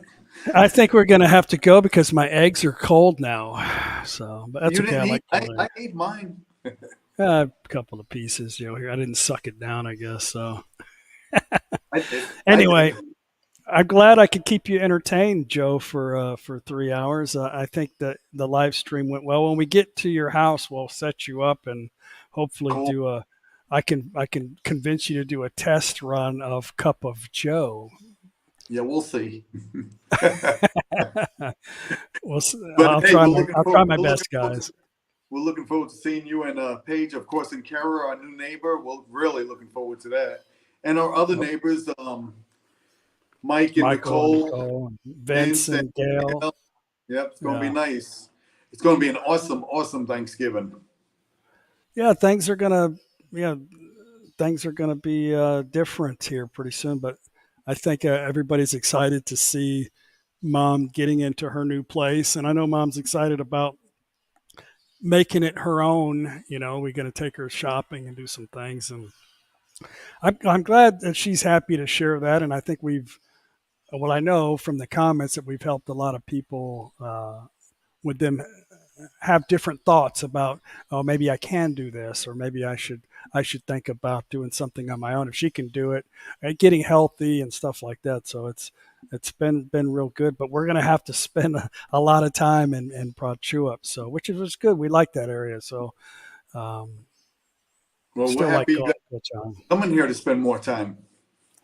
It's good, man. It's good to have you and Gift and everybody else as good friends. You guys, hope when you come here, you find a good group of people that you can connect with. I think it's very important. But It is. You got to remember where you're at. You go to certain areas, you might not find those type of friends that you want, and you gotta be smart, and you got to realize what things are. Take things for what they really are, especially in a Thai relationship.